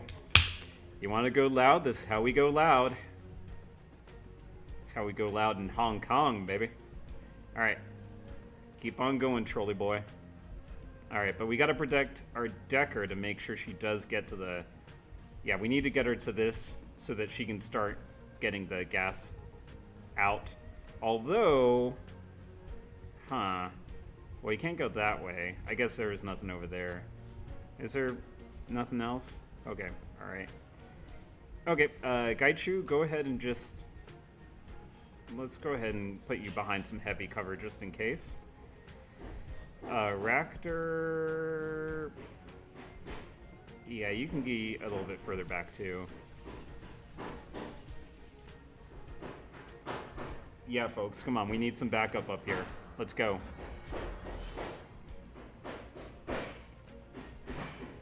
Go, Adepts, go! Oh man, it's gonna be like an army fight out there whenever everyone starts coming out. All right, let's do it. Oh, we got a rigger. All right, he's got to go first, I think. All right, so let's get Isabel. Dang it. There's really no way we can get her to safety in 2 turns, I don't think. So let's go ahead and get Gaichu out there. Hopefully do... Yes. That's a bit. And then hopefully us folks with the lower dodge chance. Yeah, let's go through some armor here. Yeah, good job. All right. Isabel, just don't get hit. All right, and then let's do the control thing here. All right, before you go out there, let's get you pumped up and overclocked. Go for it, Koschei. All right, so we'll get you right over there. We'll aim you. Yeah, we don't need... I think 95% is good. Good job. Holy moly. That's... Oh, we got a mage. We got a cat. Oh, dear. That's probably not going to be good. Let's go ahead and aim for the mage.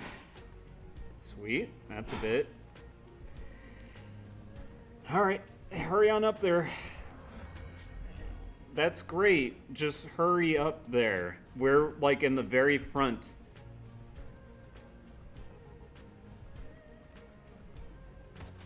Okay, come on. Just Gaichu can take it. Gaichu can take it. At least they fired first before he did that. Okay, alright. So, let's heal Gaichu first. And then we'll do our own little aim increase. Alright, Isabel, just go and... Let's see. I think... Yeah. Oh, God. How come... There we go. Oh, gosh. Okay, fine. Alright, next round should be okay. Alright, let's let Raptor...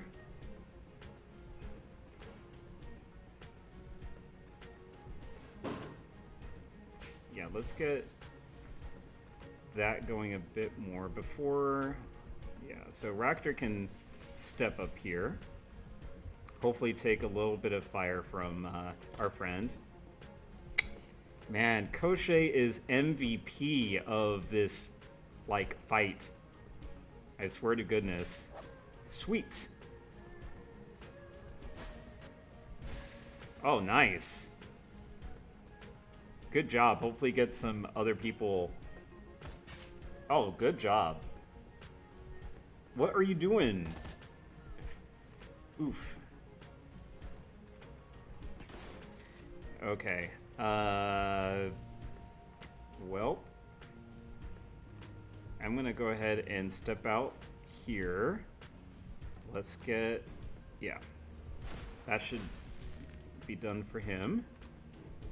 All right, you get jacked in. All right, and then let's go ahead and use that on us.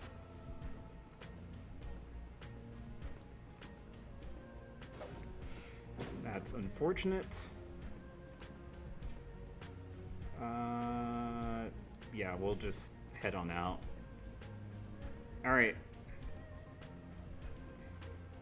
Let's see. Let's get Koschei up there. Try to distract a bit. Ooh, thank you. I might, with the armor increase, I might actually go out there too. All right, Adept. Oh gosh, yeah, I did kind of block her. Yeah.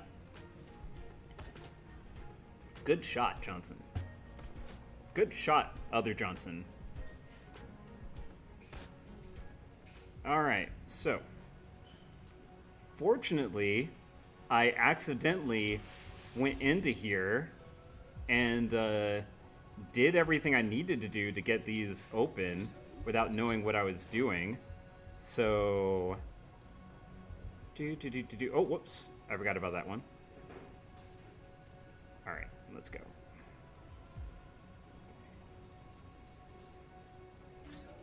Okay. Oop, let's go this way. Because, yeah, for folks who didn't see this stream until later, I accidentally activated everything and had to kill a bunch of stuff. And I was like, huh, I can't do anything about... Ah, dang it. Okay, well, let's first lower the system tracing, because that's at a very bad level. And then let's do Tar Blast here, so you can't move, and I should be able to hide behind this now, so you can't see me. Or I guess it can see me. Well, dang. Alright, well, let's just...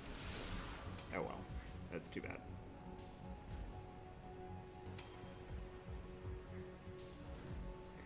Dang it.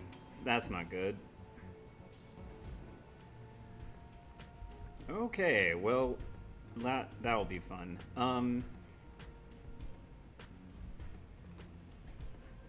I'm gonna go ahead and run out, because I have 8 armor, so I'm almost immune to anything they can throw at me at this point, unless they crit me.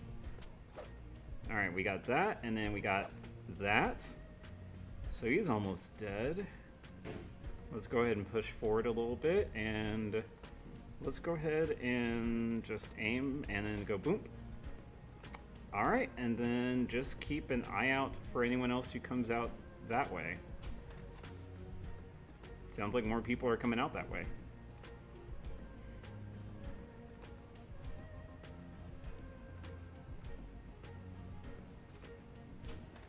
Okay, well, let's just...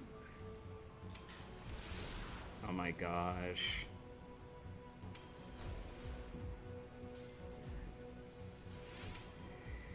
Oh dear, this might not be good. Alright, well, I mean, you did get closer to me, so I can do that. Alright, so then I can just do this.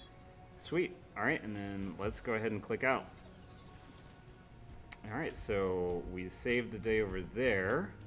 So now we gotta go into here.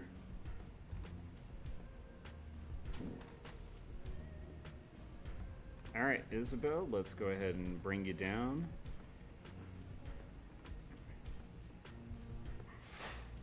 Alright, where is our exit point, by the way? Is it... Where is it? Oh, we have to get that first. Okay, alright, well, Gaichu can grab it. Swiping the keycard across the slot, the safe lets out a beep and the light flashes green. As the door swings open, the contents are revealed. A stack of chips in a plexiglass cube containing a tangle of drone parts. With a deft grab, you scoop up the goods. Alright, well, we made Raptor happy. Now we escape. Just through there? Okay, cool. Oh, crap. I did not see those guys. Alright, well, good to know. Alright, well, let's get Koschei over there to hopefully, again, be a bullet sponge of sorts.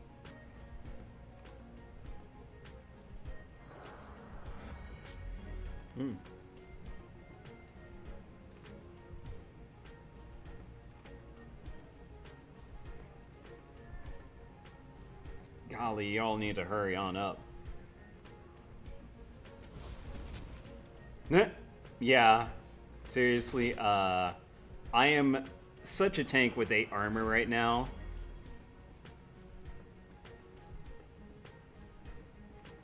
Gosh, I wish I had mana ball or something to do like 2 things. So let's go ahead and start doing our... Alright, well, before I go in, let's see if Isabel can mark someone. Where's the mage?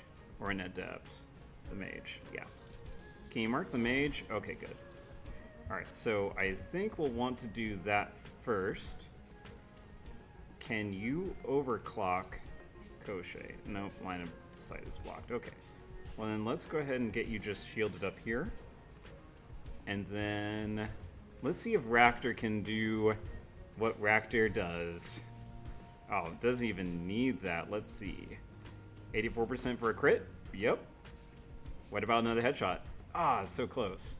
Alright, then I think I will go ahead and use my little thing to go whoop, to the ground, mage. Alright, let's go ahead and see who's the better adept. Even though I'm not an adept, I'm just a sword mage, but... That's 8. Ah, missed the other one. What are you doing, buddy? Adepts versus adepts. What are you do? Okay, I was about to say, do not dare throw the grenade at all of us right there. What are you doing? What are you doing? Oh, wait, well, that's them. Okay, that's fine. I understand you throwing grenades at us. It's just our guys throwing grenades at us is not as fun. Alright, so let's see. Alright, so Slain is just out. That's fine. Let's go ahead and mark the Adept this time. No luck. Alright, so let's get this guard, maybe? Alright, well... Alright, can you do this? Sweet. And let's overclock Koschei. Alright, so let's go ahead and just try to take out the guard here. Oh well. What are you doing, buddy?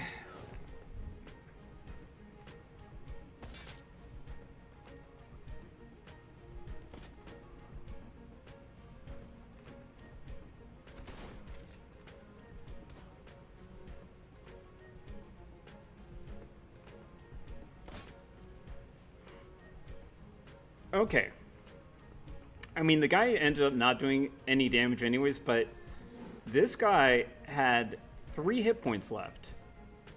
Any of them could have just said, dink, he'd be out. I think I'm running with a bunch of noobs. Anyways. Yatai?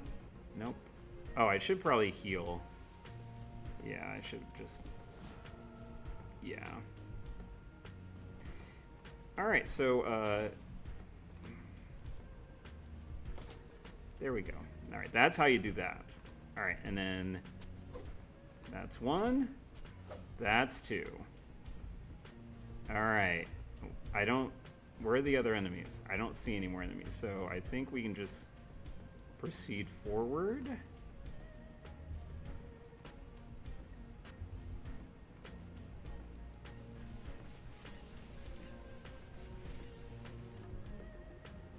What are you doing, guy? Oh gosh, I did miss him. Whoops. My bad. Okay. Look. Friendo. Friendo. I swear to God.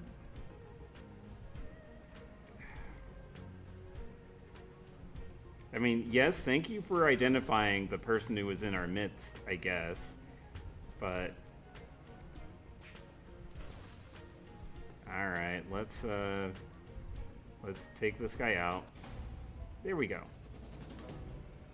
Alright. Let's all skedaddle.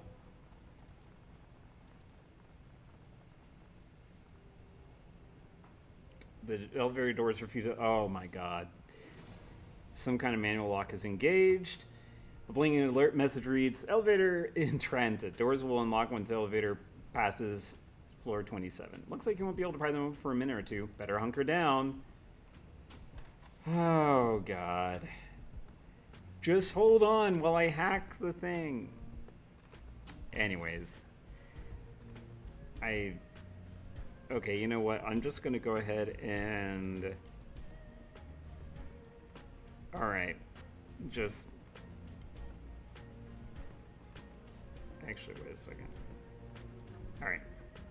Just whatever comes that way, just end it. You don't need to do anything.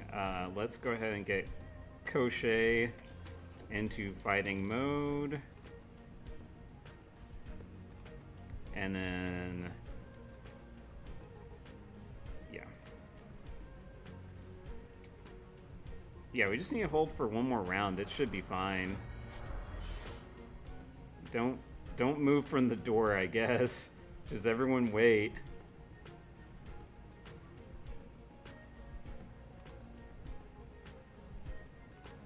Oh, here comes some folks. Here comes some folks.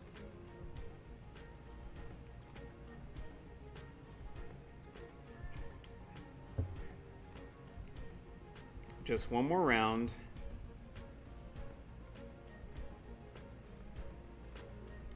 Alright, I'll step here, sure.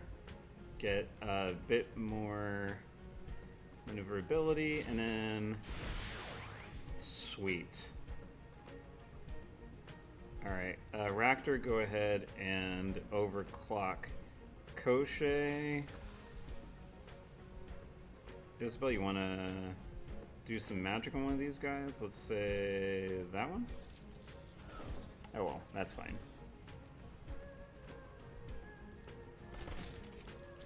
Oh my gosh. Well, that's one dead dude. Alright, what? Ooh, yeah, mage. Let's go ahead and see if we can take out this mage first. Or what's our... that's... Yeah, let's not do that. Can we do a headshot? Okay, can I just say Koschei MVP for this mission? I know we normally save that for, you know, actual PCs, but Koschei's just been like, you dead. You dead. You dead. You all the way back over there? Boop. You dead.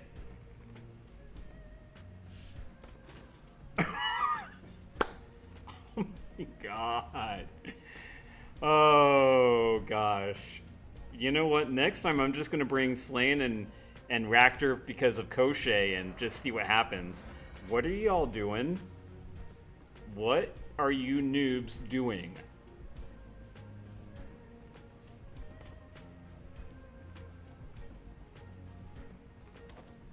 I mean, I'll be a polite person. I will heal. There you go. I'm getting out of here.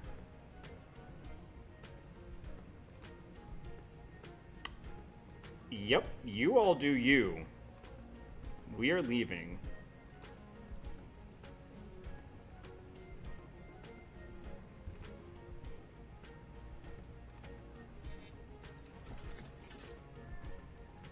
Follow me. Okay, good. I'm hoping the other people do the same.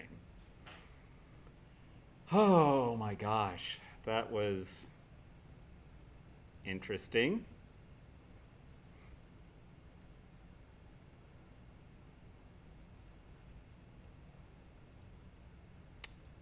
Oh, please don't lock up on me. Okay, good. The pungent smells of musty stone, grease, and the remnants of neuro-stun gas mix in your nostrils as you rappel down the elevator shaft. Whatever frustrated knight-errant security officers are in pursuit are too far away to be heard. All around you, there is only darkness and an occasional red-hued maintenance light. As you reach the bottom and pry open the heavy elevator doors, light comes flooding into the shaft. With any luck, you're only minutes away from the MTR station, and with it, freedom. Now, I forget, because again, it was last stream, meaning Thursday. Did the guy actually want the prototype, or did he say that we could do whatever with it? I just forget what he said.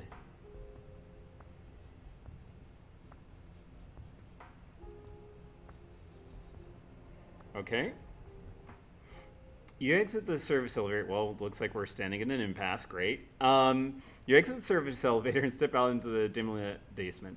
You hear no sounds of alarms nor shouting, but it's only a matter of time before a knight errant catches up with you. The basement smells of mold and stale air. Faint vibrations run through the floor and walls every few moments, evidence of MTR trains passing nearby. That was closer than I'd like. Woo! Dizzy hunches over, hands on her knees as she pants excitedly. She strains as she calms down. Chalk that up on things I don't want to do again. Get gassed while trying to escape from knight errant. Buck up, Dizzy. At least your fists and feet could hurt those bastards. I swear to God, I'm never running against areas again unless I got an assault cannon with me. The old 6-gun just won't cut it against knight errant. Just spring for some APDS rounds, man. You don't need to overcompensate that much. So, what now? We just march through the basement into the central MTR station?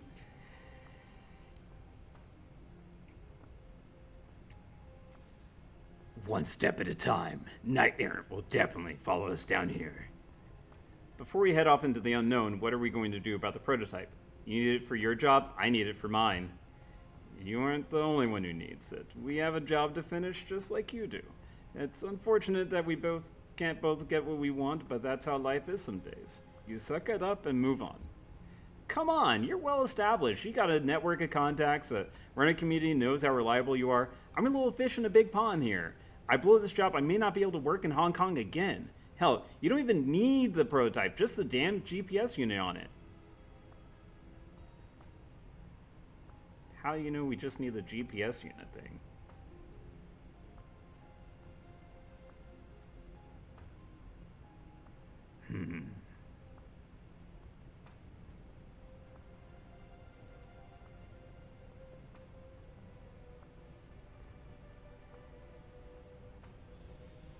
I know what I want to do.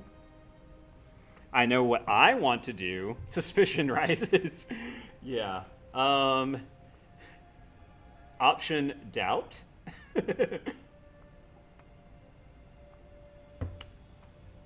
Yeah, seriously, how do you know I only need the GPS unit for my thing? I want that to be an option, but yeah, I didn't think we needed the prototype though.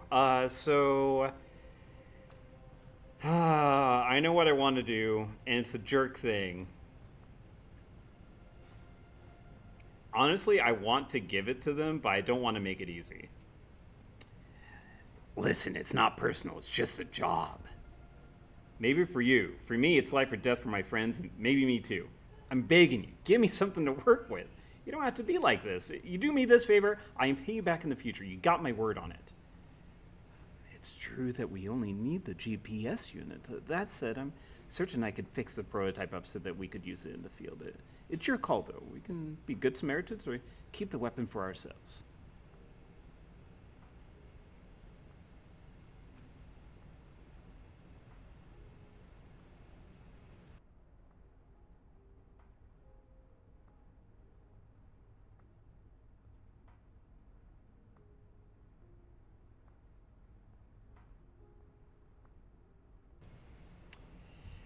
All right.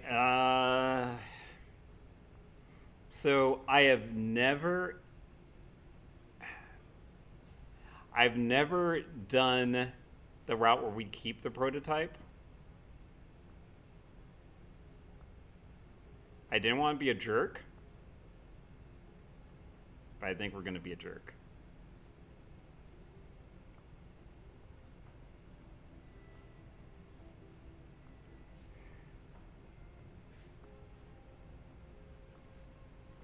So I do know that this team, if you let them live, they do help you out in a later run, actually. They do kind of cover your butt and make it a lot easier, because that mission's actually a lot harder, if I'm remembering correctly. So that was an accidental benefit of letting these folks go.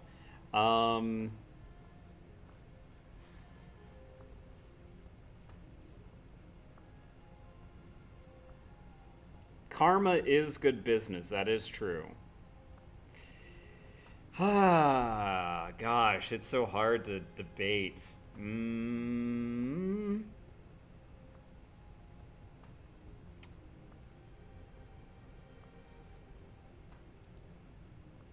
not liking this. I'm not liking this one bit. So is Noonien, yes. All right. So what I'm going to do is I am going to be a jerk. If people want to see what might have happened if you save them, I can reload and do it that way too. But for now, I'm just going to be a jerk. No, I don't think so. Well, crap, I guess you gotta do what you think is right. I guess there's nothing to do but try for another job. I can't pretend to be happy about your decision, but no hard feelings, okay? I know how it goes. It's tough out there for everybody. Listen, you go ahead. I'll head the other way so we'll be less conspicuous once we get out of the collapse area. Keep safe, okay? Oh, I thought we were gonna have to fight these folks. Wow, it does make me feel a little bit worse about not giving it to them now. Yeah, I know. I thought it was going to end like us doing a gun shoot, but damn. I honestly feel bad.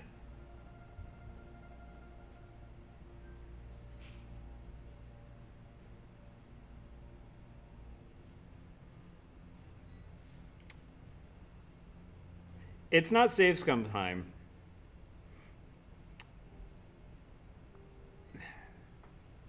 Okay, it is save scum time because honestly, you have to live with your choices. That is true. That is true. And I've never done it where I kept the prototype. Okay. You know, I feel awful, but that just means I'm, you know, a nice person. Unfortunately, you can't be nice and Shadowrun too much, otherwise you die. So, alright. You're right. You're right. When Julie's right, she's right.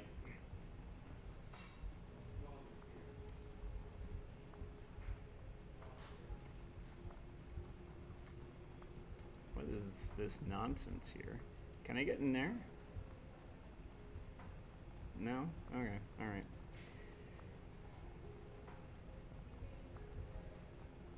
Alright, let's go into this next door.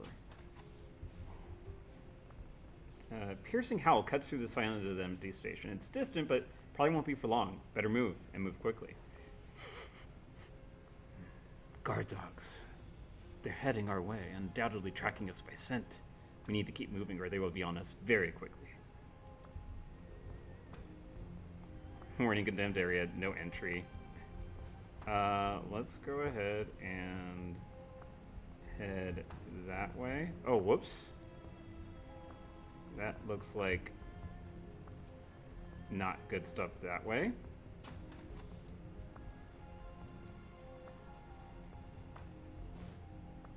Oh yeah, we'll definitely take another med kit.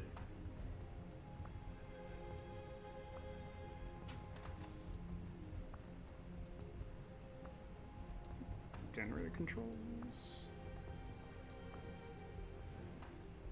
Okay. This control panel seems to connect to the backup generators powering the disused section of the old central MTR station. The readouts indicate that backup batteries have sufficient power to keep the lights on, but the remainder of the power is devoted to operating secondary doors.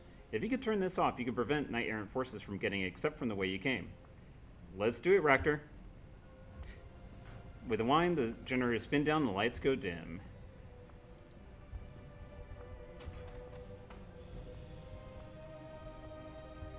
Okay, I think that's just this fight over there. I don't think there's anything over there that I want to try to mess with.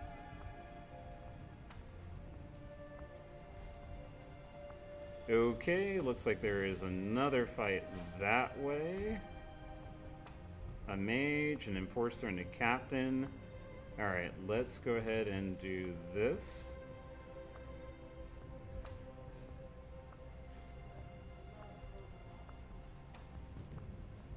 You'll never see it coming.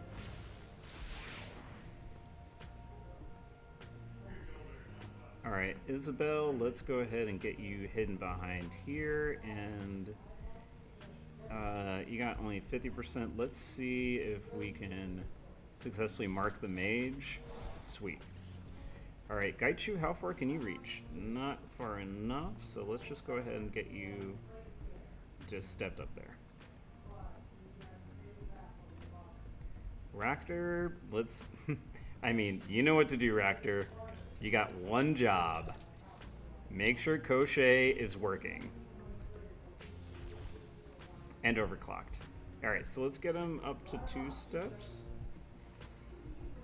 And honestly, golly, I can't tell. Alright, there we go.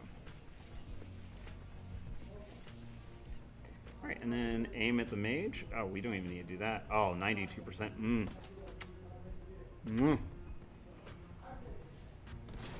Another one bites the dust from Koschei. Oh, are those turrets? Oh, I think I shut those off thanks to the generator stuff.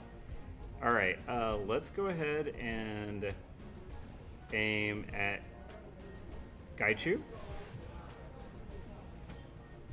Oh, wow. I'm healing 4 hit points around. That's weird. Oh, also, do you need healing? Not that much. Yeah, let's go ahead and just do Power Bolt. So yeah, let's go to that. Sweet.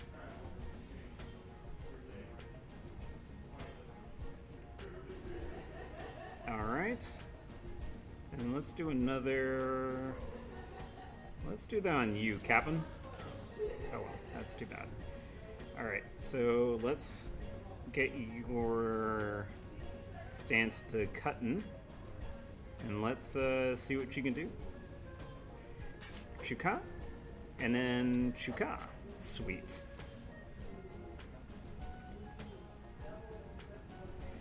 Alright. Make Koschei do the magic that Koschei knows how to do so well.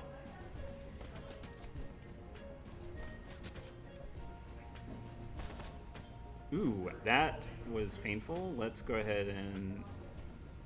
Actually, let's see if, first, Gaichu, you want to wrap things up?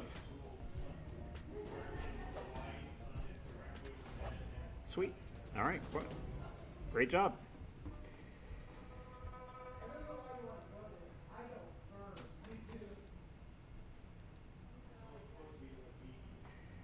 I think we're out. All right. Oh.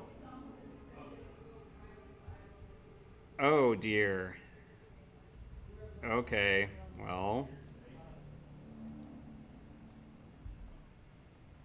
As you move through the MTR station, several figures move to interrupt your advance. The leader is obvious, a hulking brute of a troll. He wields a heavy assault rifle in the crook of his cyberarm and reeks of stale cigarettes and casual brutality. The name Steeltooth is stenciled across the black vest beneath his jacket. His eyes are narrow as you approach. That's far enough for you, punk. Steeltooth gestures towards you with the barrel of his gun, taking a drag from his cigarette. My crew's had a long night. Nerves a little raw, you know, and crunching somebody's face always brightens my mood. Let me speak in small words so you don't misunderstand. Give us the prototype laser, or we're gonna kill you so hard your ancestors feel it.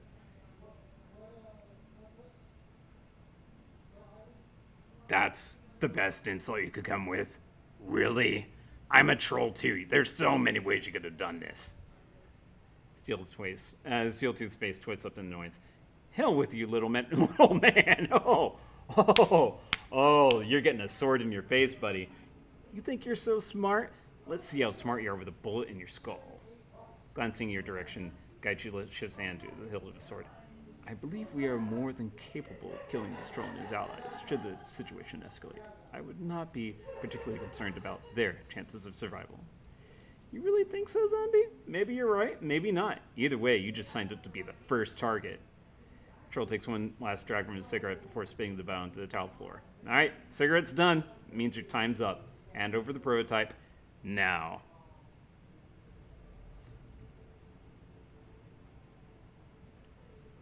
You must be that genius Ares caught breaking in twice in one night. What are you talking about? Don't be stupid. Troll's shifting stance and wary eyes indicate the depth of his ability to lie. About the same as a puddle. See, now that's an insult. That's an insult right there. You can lie about as well as a puddle is deep. Booyah! He came in the front door first, then he came back dressed as a janitor. Hey, shut up, okay? Just shut up. I was doing legwork and the suits weren't telling me nothing. So I had to get in and root out around a bit, you know? You want to keep your arms? You don't tell anybody about that. I'm not giving you a damn thing. Oh, I see. You want to be a hard case, is that right? Fine. Light him up.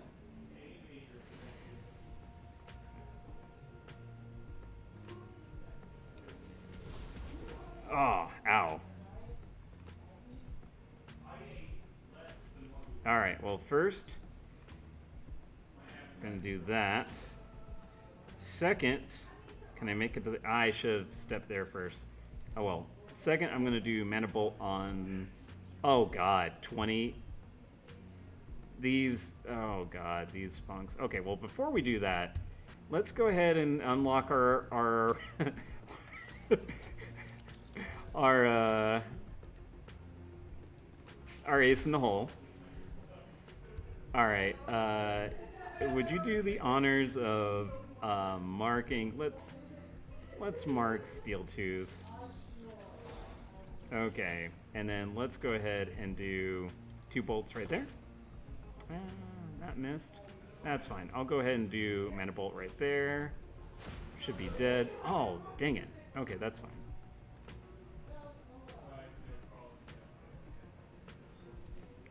Heaven Stance. Let's go ahead and... That's one. Let's go ahead and get Steeltooth as well. Sweetness. Alright, so what you're saying is... Ah, dang it. Missed. Well then, let's go ahead and aim at some other punks, like this one right there. Just because I wanna.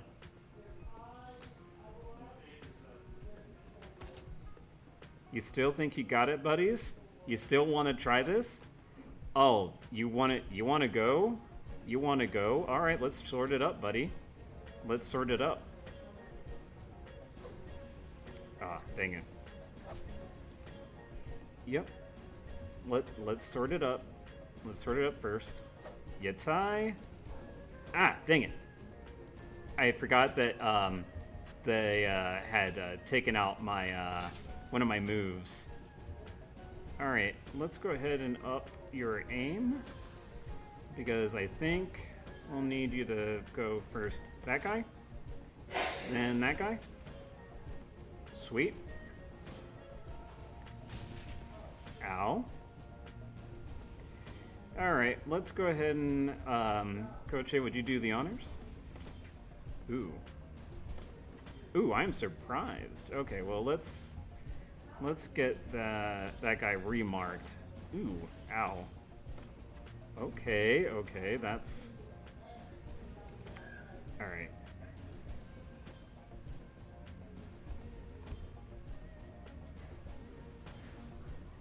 Okay, let's go ahead and get your aim up. Because I can't heal you yet.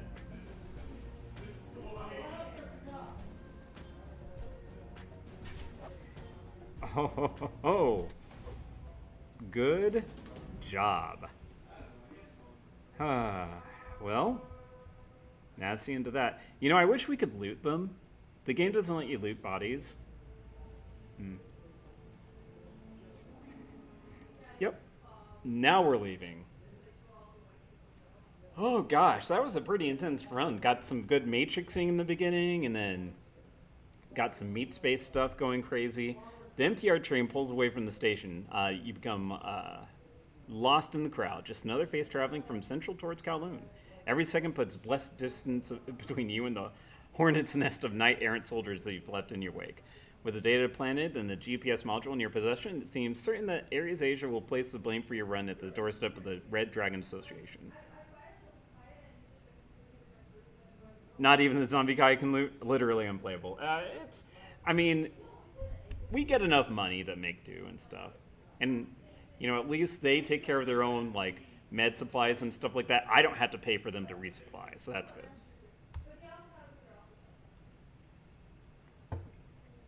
Okay.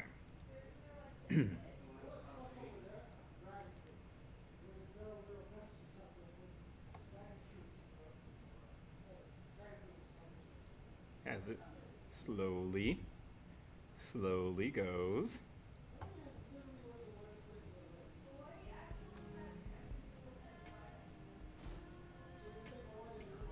Ooh, wow. Okay. So, prototype sniping laser. This heavy laser has a low capacity before requiring a reload battery swap. Pierces up to 2 armor. It is slightly more accurate than a traditional weapon.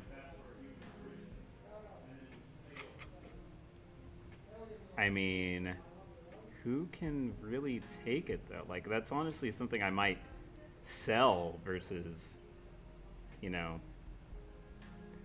Like, if you're able to equip that to Koschei, oh my gosh. Like, I'll take it in case you can,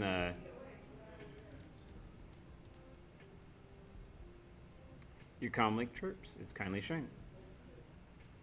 Slain here. Come to the Mahjong parlor at once, Slain. I have something I want to show you. Your crew is already here. I'll be there right away. Very good, my sweet. Very good. I'll see you shortly. Okay. Well, I guess let's go to the Mahjong parlor first.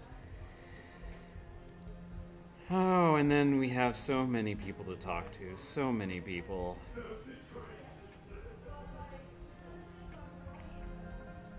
I do think eventually they run out of dialogue options, though. Oh, it's over here.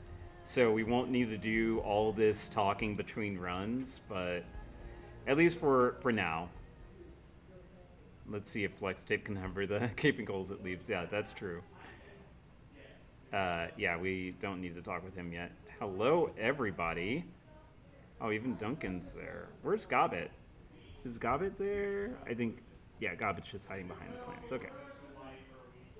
As you walk through the Mahjong parlor, you see your crew waiting for you.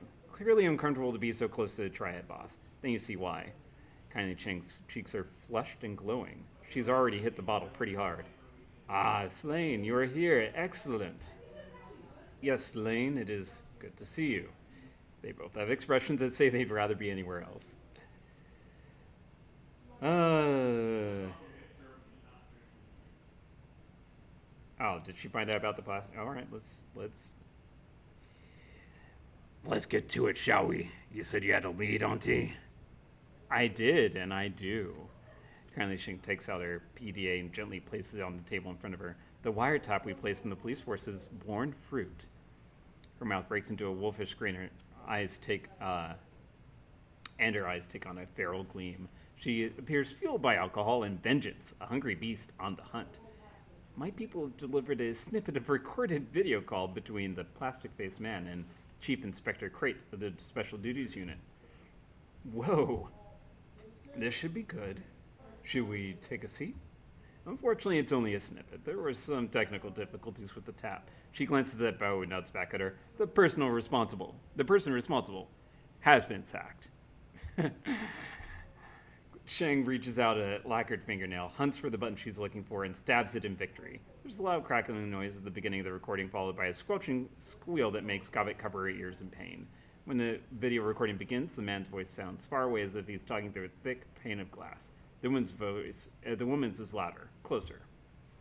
Say that again, there's something wrong with this line. I said, my client isn't interested in hearing more excuses, Inspector. That's what I thought you said. I'm not making excuses, mister. I have a department to run.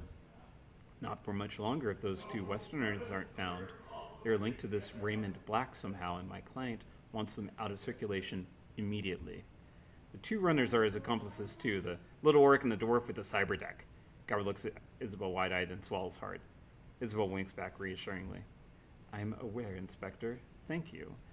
We don't know how much any of them know, and my client is adamant that the risk be mitigated immediately. I've already made this the SDU's highest priority. If Josephine wants more resources on it, I'm going to need allocations from elsewhere in the department. That's a problem that can be easily dealt with. My client wants this over now. No more excuses, no more fuck-ups, no more cops floating in the river. Kylie Cheng smiles at that and pours herself a shot. Tell her we're redoubling our efforts. Very good. Dead or alive, you bring them to me. My client requires my personal verification that the threat has been eliminated. Hang on, this line is getting worse. There's a sharp crackle and the recording ends. Kylie Chin picks up her PDA and puts it away with a smile. She unscrews the cap on her bottle and pours herself a shot with a flourish. That's the guy we saw in the surveillance footage. The one that killed Raymond Black. She leans into the PDA. That plastic face looks a lot cooler close up. I think it's kind of pretty. That video doesn't tell us much. I mean, we already know there's an APB out on us. All we're sure of it, now is the man with the plastic face is definitely working for someone. This Josephine. Is that all we have, Auntie? A first name? It's not just a first name, Gabbit dear. It's the first name. Josephine Sang. She's the one pulling the strings. Kindly drowns her shot and slams the glass upside down on her table. That disease-riddled dog fucker, I should have known it was her from the beginning. She drums her fingers on the table in front of her. And she had the nerve to call down the heat on my runners? On Nightjar? Oh, that scrabulous fossil is going to pay. So, friend of yours? She makes a wet hacking noise in the back of her throat and spits on the floor. She's the CEO of Sang Mechanical Services, a member of the Hong Kong Executive Council. Josephine Dog fucking Sang. CEO, huh? What do you know about her? She was Hong Kong Philanthropist of the Year in 2054 and 2055. Children's hospitals, homeless shelters, food distribution centers. Good causes, though the kind that get good PR because people are too lazy and myopic to look for the real people doing the hard work, the face-to-face with the poor work. Don't be so cynical, Isabel. She smiles at her sweetly. Coming face-to-face with the unsanitized for video poor is distasteful, dear. You know that. Her face gets stony. Beyond being a CEO and a philanthropist, I also know that Josephine Sang is a lying, conniving bitch. Sounds like you two have a history together. Whatever gave you that impression, my sweet? Yes, my darling, I don't like Josephine Sang, and I'm going to fuck her up. I'm going to fuck her up bad. Oh, this should be good. It will be delicious, and I may explain why someday, but not today. She picks up her bottle of swill. Its turpentine fumes drift her way. But when I finally get her, you'll be there, my darling. I'll make it a party. What is Sang Mechanical Services? Josephine's baby. It was a B-rated corporation before she married into the Sang family, and after she fought for and won the contract to rebuild Kowloon Walled City, their fortunes rose high. They began a rise to power that eventually landed Josephine on the executive council. Wait, so there's a connection between Josephine Sang and the Walled City? Yes, the same place Raymond Black hired my runners to take him. I've already connected the dots. I don't know what it means, but it clearly means something. What do you think the connection is between Josephine and this plastic-faced man? I don't know yet, but I will. He called her his client. They may be some sort of lead we can follow. Cheng nods at Wu. Her glance lingers at his biceps a moment before continuing. Right now, all we know that he is her instrument, the one who killed Raymond Black. Raymond's not dead. Yes, you may have mentioned that before, Gun Show. She smiles at him reprovingly. Regardless, the plastic-faced man is still our best lead for figuring out what's going on. Remind me of this executive council is again. May I, Auntie? This is what Rick's saying, giving Kylie Cheng a chance to calm down a bit. Hong Kong is run by a consortium of powerful corporations called the Board of Governors, who set up the Executive Council, an 8-member committee of exemplary Hong Kong citizens to represent the people and run the city on their behalf. But of course, you don't vote for them. That would be too unpredictable. Instead, every 2 years, 2 Executive Council slots come up for election, and the corporations on the Board of Governors put up some possible candidates and vote among themselves in a closed-door session. Closed door? I'm shocked. Of course, every single one of these candidates is on some corporation's payroll somehow. Wham, bam, instant government. So let's cut to the chase. What's our next step? There's nothing we can do to touch Josephine Sang, as much as I hate to admit it, but Plastic Face Man is a different story. He's a third-party operative who's been careless, and he'll live to regret it. For a while. If Sang thinks she can take out 2 of my runners and get away with it, I'm going to have to explain things to her. She pulls out a thin black cigar and runs it between her nose. We're going to find the Plastic Face Man, and we're going to hurt him. We'll hurt him until we know everything he does. And then we'll use that to strike back at Josephine Sang. She lights her cigar and takes a deep, deep pull. You will have your vengeance, and I'll have my own satisfaction. She turns away and picks up the ball. Now get out. I have work to do. Okay. Bye-bye. All right, so first things first, we would like to get paid, so let's go ahead and head to our boat. And then we will talk with folks.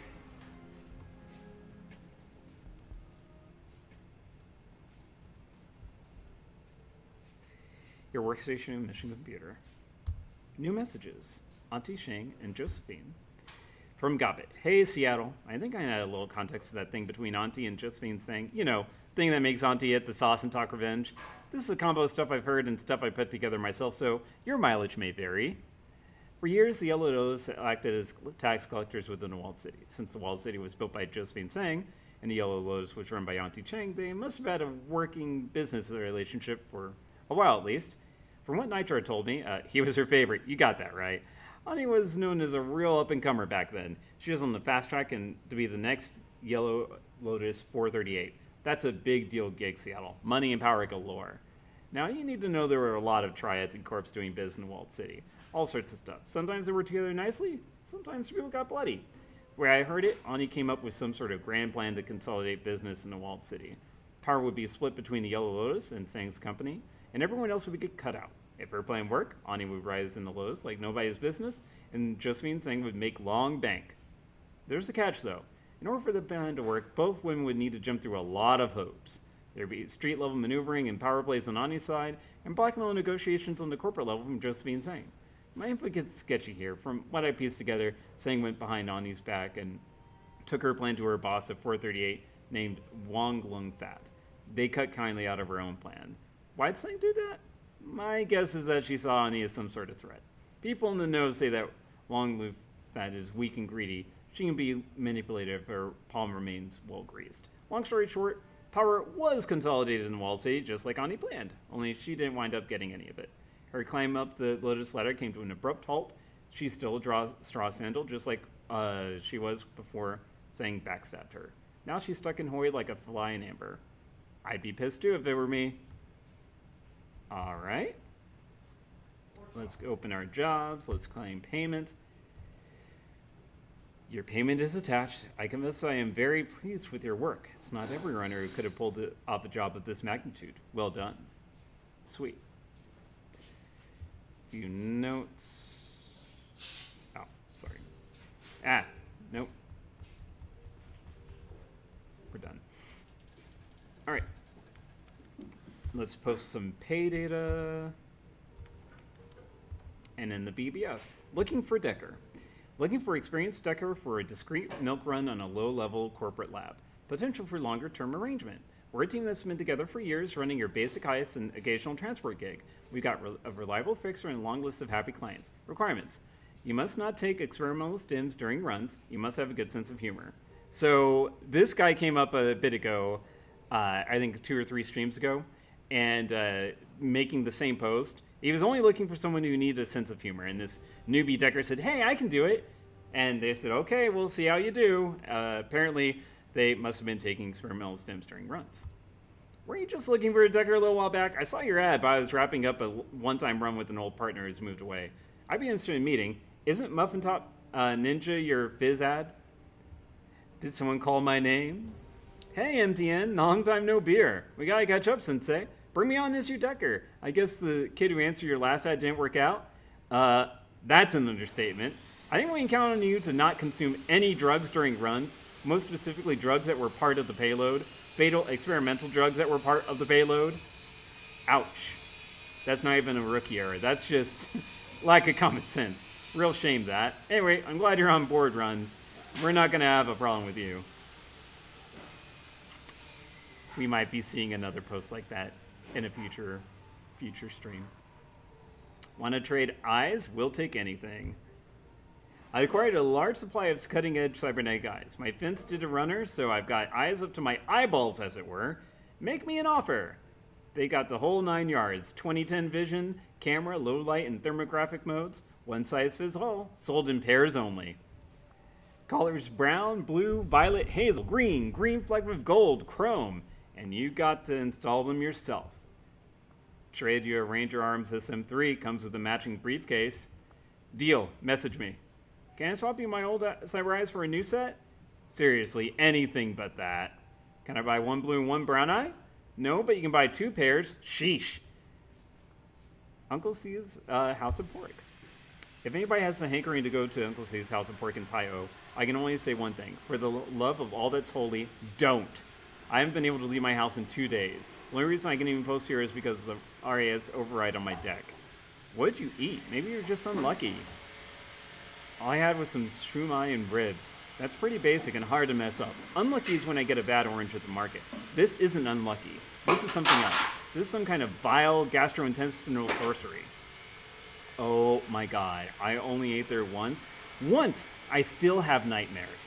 I felt like I'd eaten a wasp nest if the wasps were made of rusty razors, and also on fire. I thought I was being clever by getting the pulled pork sandwich when I ate there. Nope! Aside from basically being a pile of congealed sludge and the bread being moldy, it was a week before I could hold down anything more than solid than kanji. What? Are you all a bunch of children? Yeah, their kitchen is dirty, but I've eaten there dozens of times, and not once have I gotten sick. Grow up and learn to eat adult food. Ratstar123.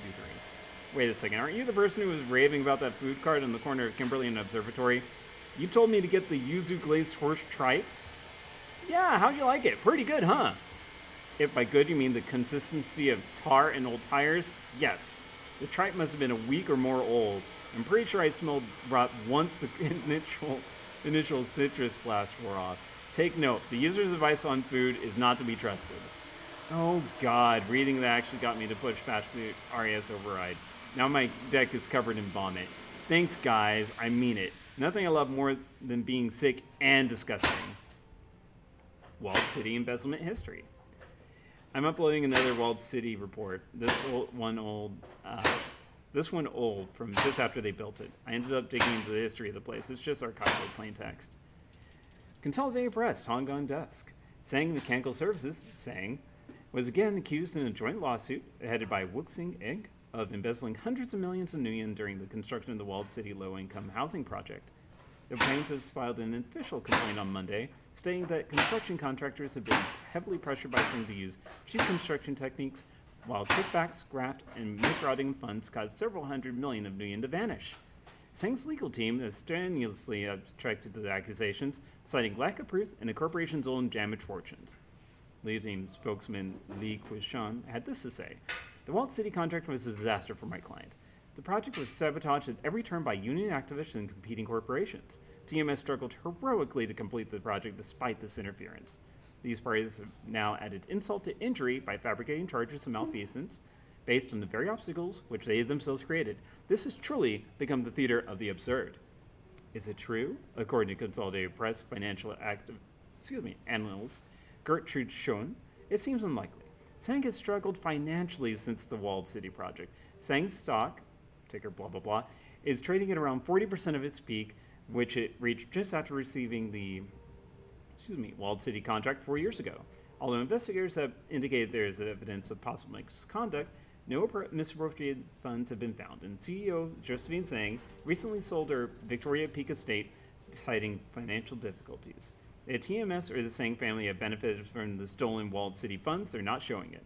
Ms. Sang could not be reached for comment. Huh. I always thought that Sang rocketed success on the back of the walled city. They sure trumpet that in their PR.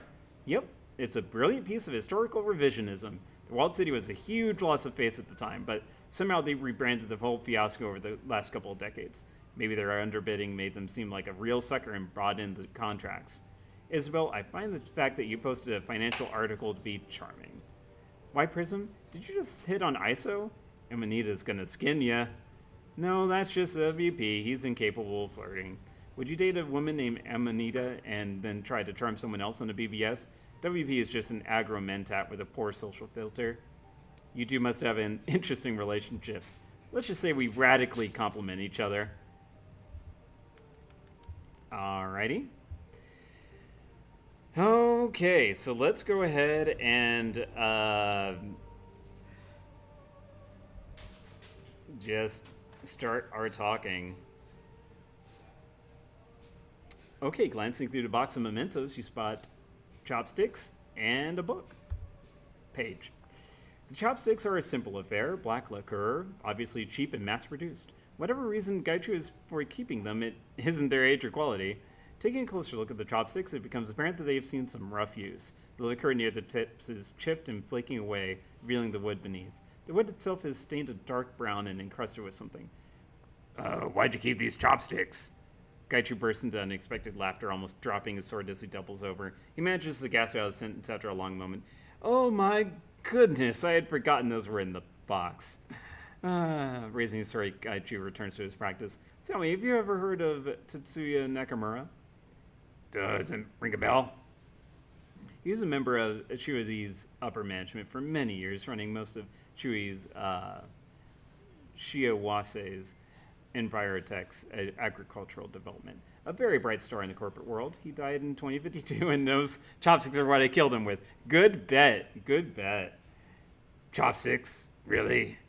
They were the closest thing to a weapon I had at hand. Nakamura took his security very seriously and employed several highly augmented bodyguards. It was only through several months of extensive planning that we were able to get near him at all. When faced with the challenge, one is often forced to improvise with what is at hand. We'd studied Nakamura's schedule painstakingly, particularly his twice-monthly trips to Neo-Tokyo. In Osaka, Shiawase's presence would have made any attempt on his life functionally impossible. In Neo-Tokyo, though, in studying his movement patterns, we discovered that he would eat at a particular French restaurant in Ginza every second trip at precisely 8:30 in the evening. It seemed that he had this secret lover who lived in Roppongi, and he was visiting him during his business trips. Owing to this secrecy, he would give his bodyguards the night off when the two met. The restaurant in question was famous for its molecular gastronomy, and the precision of their chefs. Not to mention the view from the 38th floor. We managed to secure reservations near Nakamura's usual table, but only for two of us. It was decided that Sasaki and I would be the pair to kill Nakamura. Ishida and Aomori would wait one floor below, and Takagawa would keep watch from a nearby skyscraper. We carried small but high-powered pistols, as well as tactical knives. We expected it to be easy. So, what went wrong? As I rose to draw... Excuse me, I'm going to take a little drink.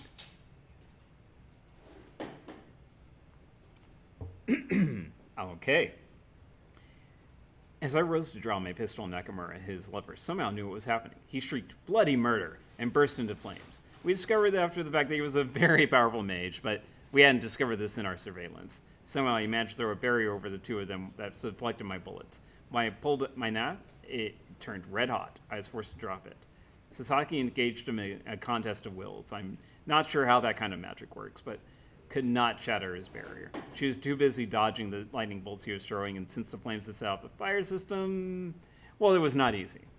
Nakamura broke and ran, and I pursued him. He had a small holdout pistol, a PB-120 or something similar, and I grabbed the nearest weapon I could find. He gestured to you with the tip of his sword. Those chopsticks. I slid them up into his brainstem through the trachea. He died without making a sound. Not that I would have been able to hear it over the sound of Aomori's machine gun rattling away one floor below. Apparently the bodyguards were not truly given the night off, and were near.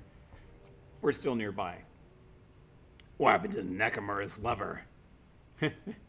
Nakamura managed to punch through his barrier with a well-placed 408 caliber slug from across the street. It didn't kill him, but it broke his concentration. Sasaki finished the rest. With the windows blown out, we fast-roped down the side of the building and disappeared into the night. It was not the cleanest job, but it was very memorable. I still remember the smell. Ozone and bechamel mixing with the cordite and Veuve Clicquot. Alright, what is this page? The page is old, and the highly stylized calligraphy is handwritten. The style is so artistic, in fact, as to be functionally illegible to you. This page seems to be missing a book, Gaichu. Yes, but that page is all I wanted from the book. I look out from the cloudless mountain at moonlight on the sea. Its island so many rents in a sheet of ice. Gaichu pivots on the ball of his heel, thrusting the tip of his sword in the darkness of the room. The poet Saigyo. He was a master at conveying a sense of solitude and emptiness, and I have always found that poem to echo what I feel inside myself. Are you the mountains or the islands? So often it feels as if I'm contained within a ball of ice, floating through the void of this life, cold and solitary. The moments I can share with those who truly matter with me chip through that frost and let me scream out that I am not alone. And let's talk to you directly now. The cabin is silent aside from the occasional swish of the air as Gaichu steps through sword forms. He holds each stance for a few seconds, practicing a given swing a few times before switching to the next. Hello, Slane. A single bead of sweat rolls down Gaichu's temple as he holds his position. After a few moments, he shifts to a relaxed stance, starting to form again. Pardon me for continuing my exercises. I feel that I've been letting them slip of late. I mean, you weren't number one on the job last run, but I mean, seriously, Koschei was a frickin' beast. Like, no one's gonna take that thing. Like, number one. Number one. You worried you're getting rusty, though? No, that's not quite it. Rather, I wish to learn to bring my enhanced strength and speed to bear. In order to do so, I must ensure that my blindness does not hinder me. Perfection is a journey, not a destination. Gaichu lifts the sword, offering it edge first towards you. Do you see that edge? Forged by one of the finest swordsmiths in modern Japan. Diamond-coated edge, capable of cutting even the most hardened ceramic armors. But good as a sharpened edge without the precision to apply it. When I was still a man, I could have cut a single pea in half with my eyes closed. Oddly, after becoming blind, I cannot replicate this feat. Running the back of the claw along the blade surface, Gaichu smiles thinly. I think soon I will be able to perform this feat again. I simply have to train my body to ignore the senses that it no longer has and pay attention to the new ones. Now, what is it that you would like to discuss? Any thoughts about that last run? A good run, I think. Unexpected complications, but perhaps. All told, we were quite successful. With any luck, the Red Dragon will be paid a visit by Knight Errant Security and soon. Despite the other team, we sowed enough chaos that I doubt Ares will realize our deception. What's more, we managed to acquire a powerful and unique weapon. While a single weapon is unlikely to give us an overwhelming advantage, I will gladly take any edge I can on future runs. Few would equip a team of Shadowrunners to be so well equipped as to have an experimental high-energy laser. Has it been difficult to learn to fight while blind? It's not the easiest thing I have attempted, but neither is it the hardest. Emptiness is form is one of the great lessons of the Hagakure.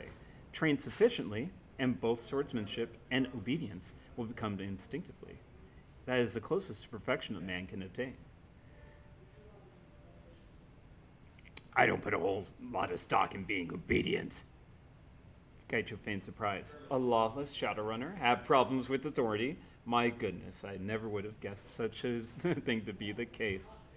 When I was new to the unit, I thought that to be a good samurai was the ultimate goal, that to serve justly with dedication was the greatest honor a warrior could have. We were all young and foolish once, I suppose. So what changed your mind? Beyond my disease? There was a fight in Fukuoka. My former team ambushed me. It had a singular effect on my worldview. We were taught that we are superior to everyone, that since we are pure humans and Japanese, we would always win. I believe that most never question the validity of this claim, even when confronted with direct evidence to the contrary. Tell me about when your old unit ambushed you. Very well. My time in Fukuoka was tense. Since leaving Kaihashin, I'd been careful to stay out of sight by moving on foot or in the back of automated delivery vans. I was running out of food, however, and needed to be in the city for that. Alright. Fukuoka is just big enough to get lost in, but not so large that a ghoul sighting could go unnoticed. I hid in abandoned buildings and storm drainage systems, and for 2 weeks I managed to stay hidden. The strain on having to constantly move was wearing on me, however. I made a mistake. What happened? I had to get out of Japan, but all my contacts in Fukuoka had come up empty-handed when I asked for a way to China. I was running low on money, and I could feel the team catching up with me. A contact of mine in Kumamoto. Actually, in Kumamoto, I stayed there with a friend of mine a few years back when me and my dad went to Japan. It's a really pretty place. If you ever get a chance to go anywhere after, during these plague times. Yeah. The before times when you could go anywhere you wanted to. A contact of mine in Kumamoto owed me a favor and arranged passage for me if I could reach the city in 48 hours. If I had taken my time, I could have made it to Kumamoto without incident, but I let caution slip when I got this email. I thought if I disguised myself, I could take the train there, get out before my unit got any closer to finding me. I still don't know how they found me. Magical tracking, perhaps, or simply a well-developed spy network. Regardless, they found me. They were waiting for me at Hakata Station. It was an ambush. That sounds dangerous. Dangerous does not express even the half of it. It was during rush hour. The station was packed with civilians, but my teammates did not care. For a Red Samurai, success is the only criterion that matters. If I was dead, it would not matter how that came to pass. I had taken steps to disguise myself as best I could, relying on the sheer number of people to conceal my presence. I suspected that the team might attack while I was in public, but I did not realize just how expendable the civilians were. When they blew the C4 charges over the station's western entrance just to box me in, I realized how much I had underestimated them. I assumed that a train had derailed, honestly, but then I smelled the telltale acrid vapor of the explosives. Once you smell it, you never forget. The plastic explosive that we used had a particularly sharp flavor, like old cheese, something to do with an olfactory tag added to help track it if it was stolen. I remember stumbling through the dust and debris, trying to find my way to the rail platforms. They attacked from all sides, using confusion to strike me at once. I could hear Hishida and Takagawa behind me. Aomori and Sasaki charged out of an access corridor just ahead of where I had been standing. Sasaki threw a wall of fire down behind me, cutting off retreat while Aomori started firing. That's a nasty situation to be caught in. One of the worst. Confined space, facing a mage and a heavy gunner, those are losing odds even if the attackers are ordinary mercenaries. I did the only thing I could think of. I charged Aomori and Sasaki. They were only 15 meters away from me. The only advantage that I had was they were blinded by the dust as I was, but I could still hear and smell them. Sasaki threw a lightning bolt at me, but I managed to roll under it. As I came up, Aomori's light machine gun was swiveling down. I felt time stretch out as I stared down the barrel. I caught Aomori in the throat with the tip of my sword. It was a maneuver I'd practiced hundreds of times before. There was no resistance as I cut through his trachea, and he fell as I rolled to the side. I could hear him choking for breath as he dropped. It's strange to think how clear that memory is even now.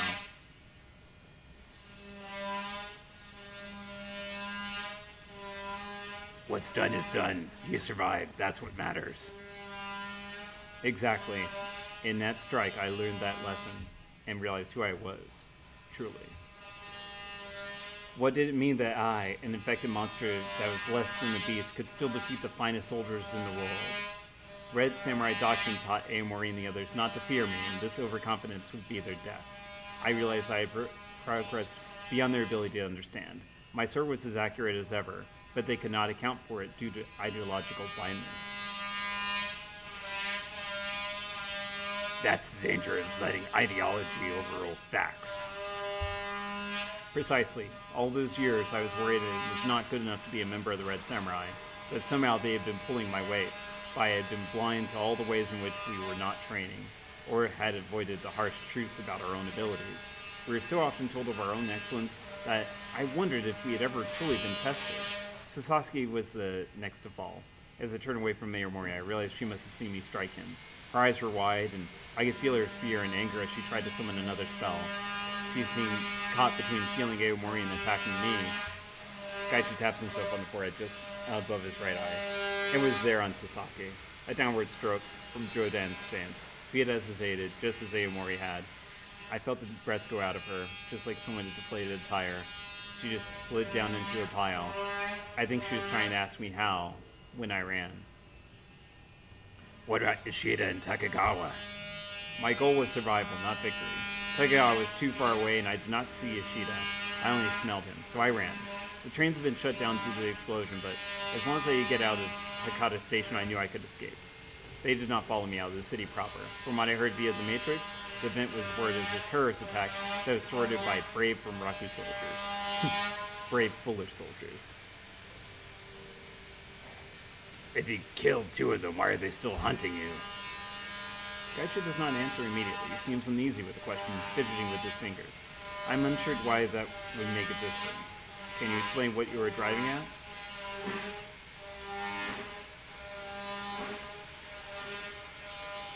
The unit's down 3 members. Why not give up on you? I see. I think you're mistaken seeing this from a practical perspective. The problem is emotional, not mechanical. The nature of Red Samurai assignments is such that losses are generally 0 or the entire team. In those rare cases, when Red Samurai teams suffer a partial loss, the remnants of the impacted teams will shuffle together and undergo retraining. Sasaki and Aomori will undoubtedly be replaced. The problem is that I cannot be replaced. Simply put, I am not dead. Ordinarily, a missing Red Samurai would be considered dead for purposes of reorganizing teams, but Renraku knows precisely what has happened to me. What's more, my failure to do my duty reflects badly on the unit. Others will undoubtedly resist joining my former squad as it has been tainted. So until they kill you, nobody wants to join their club? Yes, that is the case. They cannot move forward and rebuild the core of the unit unless I die, both because of their own expectations and the stain on their honor. Even if they accepted my decision, the rest of the Red Samurai would not. They have hunted me in Japan, Shanghai, and Beijing, and I am certain they will hunt me here in Hong Kong. This cycle will continue endlessly for the foreseeable future. Such is the way of things. Wouldn't it be easier if you face them down rather than run? What do you mean? I have faced them several times in the past, in Fukuoka and in Shanghai. Unless you have a deeper meaning I am unaware of, I have already done as you suggest.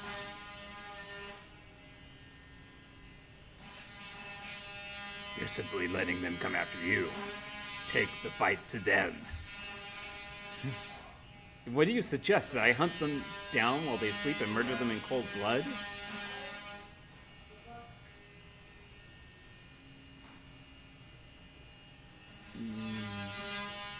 I think sentimentality has left you unable to finish them off. Ah, yes, because I am such a weak-willed soldier of fortune that I cannot bear the idea of killing the last vestiges of my old life. Certainly, that is more likely than the battle simply not going in my favor. Hey, Stank Buddy, I think the second subscription I have gotten. Thank you so much for subscribing with Twitch Primary.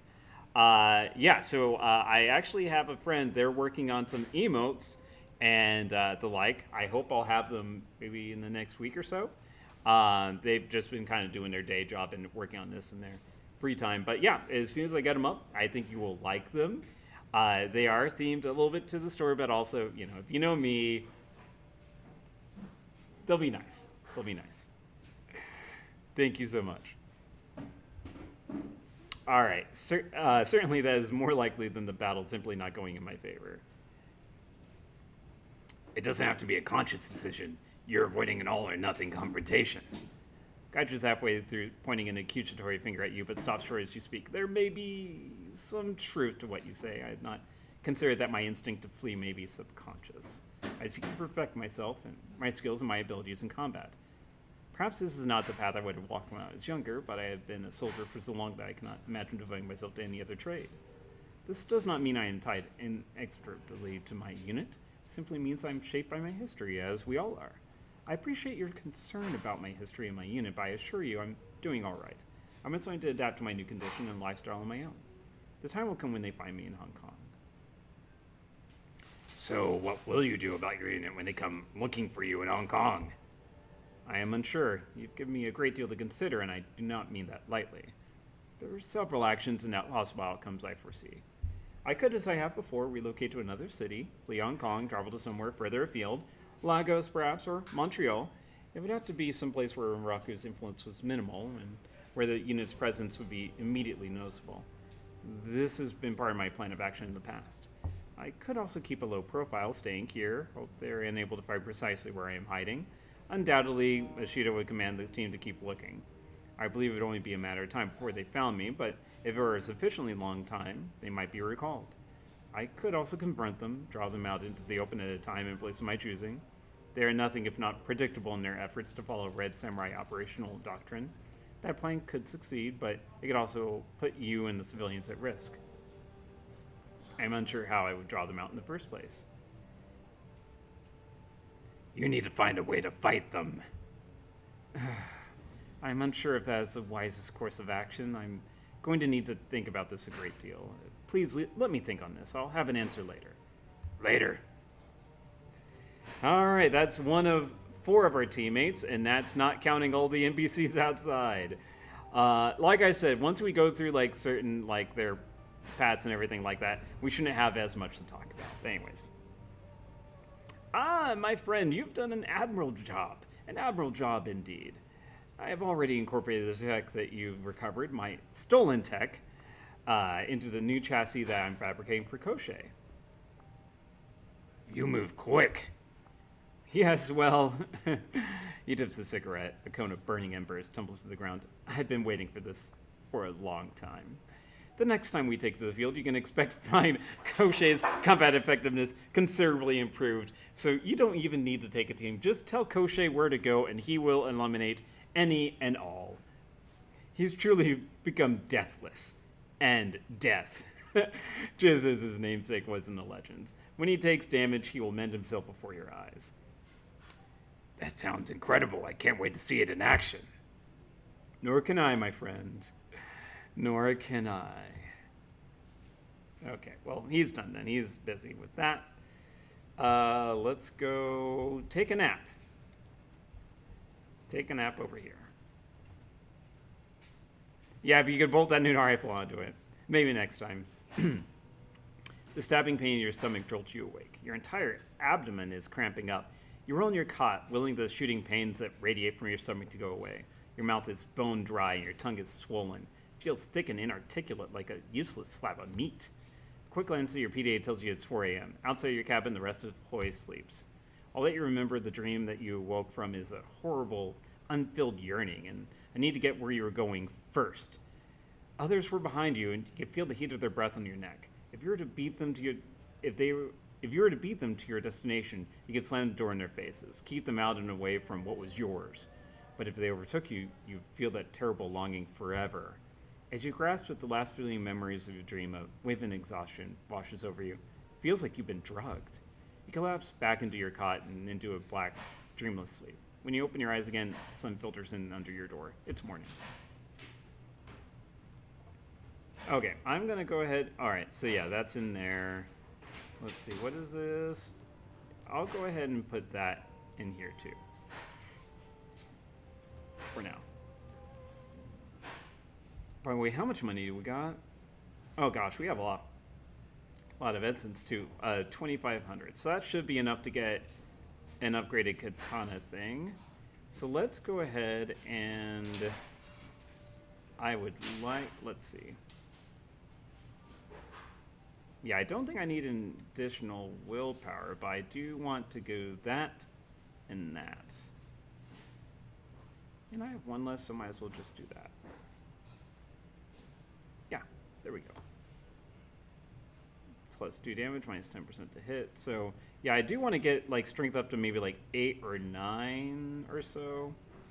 Like, I feel like willpower, I think I'm going to get that to 6, maybe 7. It's just because of my body and because of the armor, like, I'm kind of pretty tanky. And I can reduce a lot of hits. Oh yeah, I gotta talk to Duncan. What up, bro? You enter to find Wu stalking the floor silently, one hand held rigidly near his hip, the other flexing and unflexing again and again. When he notices you, he nods once and goes back to his caged panther routine. You're gonna wear a hole in the floor that way. Need something? Yeah, drink. Looks like you could use one too. I hear Club 88 has 2-for-1s between 4 and 6 o'clock, but you have to drink them both. I don't put drugs or alcohol into my body. I'm just gonna let that go. I take it you're stewing about Josephine saying. That's right, I'm thinking about what she did to our family, what she did to Carter. It's time for the old Duncan to come out and play. Wu's eyes smolder. Here's what we do. We walk into the Sang headquarters and ask for the boss. When she comes down, we grab her, take her somewhere quiet, ask her why she had Carter and those runners killed. Find out what happened to Raymond, whether he's alive or dead. What happens next is up to her. Kidnap a member of the Hong Kong Executive Council while there's an APB out on us? You know what? Good thinking. Thanks. I'll consider it. Think about it, Pod. They'll never see it coming. This is the way to go. My way. Now, where have I heard that before? What, my way? That's right. There's only one way this is gonna go. He catches himself. Understanding appears in his eyes. Oh crap, that's what Ray used to say. Raymond Black, our benevolent dictator. No questioning his rules, no falling short of his expectations. It was his way or the wrong way. Or you get the full-on Raymond treatment. I didn't care to be on the receiving end of that. And I was more than once, that's for sure. Remember what happened a few years after we moved out of the squat and into his house? Thing with Double Tray and Lockjaw when he accused us of relapsing back into our old ways? Man, that was when Ray's authority finally got tested. When I finally stood up to him.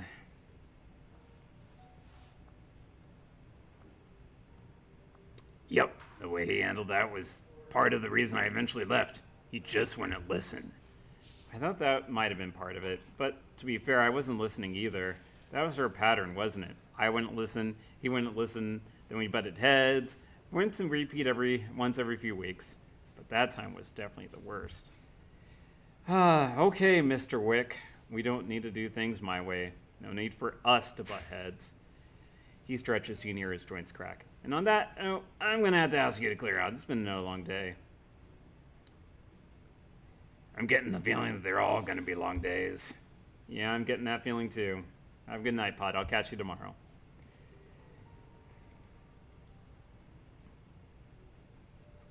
Izzy, what up? As you step into Isabel's cabin, she turns to face you. The desk she's been working at is a mess. Food wrappers and computer expansion cards lay together in a heap. Isabel herself doesn't look much better. Her eyes are badly bloodshot and her lips have been drawn into a deep frown. Hey, you're back. She does a box of assorted mounting screws aside with her foot. What do you need? Any thoughts about that last run? I'm pretty happy with how that turned out, mostly because with Ares, the alternative is leaving in a body bag, especially when you're stealing a prototype laser. Good pay for a good night's work. That's what this business is all about. If you can walk away and get paid, it's been a good job. It's an even better job if you can walk away with a laser. I know I've seen Duncan eyeballing it. He's got that look that kindly gets every time somebody mentions a business opportunity around her. Hungry and eager. Don't tell him I told you that, though. He seems to pride himself on not being a dirty shadowrunner like me. Anything else? How you holding up? Not great. I'll manage, though. Don't climb up on me. Tell me what's going on. When I unlocked these old memories, I told you that they were crystal clear, right? Every detail is perfect. It's still that way, and I think that it always will be. Then I guess the question is, if the memories aren't going to change, can you adapt to living with them? Honestly, I don't know. It's like having an eidetic memory. I'm stuck with a perfect record of every shitty thing I saw and felt during my childhood in hell. It's not an easy thing to live with. Oh, I know what you're talking about. Yeah, I just turned around. I knew a guy back in the Barrens who got his arms hacked off with a machete. I'm pretty sure that he can't forget his past either, but he found a way to live with it. That's a different kind of pain, but I appreciate what you're trying to say. Anyway, let's get down to business. The sooner we're done with the walled city, the sooner I can try to move past this. I think that I've had enough time to process what's in my head. I should be able to give you some answers about the walled city. Not all the answers, mind you, but something. So if you have a question, ask. Let's see where this goes.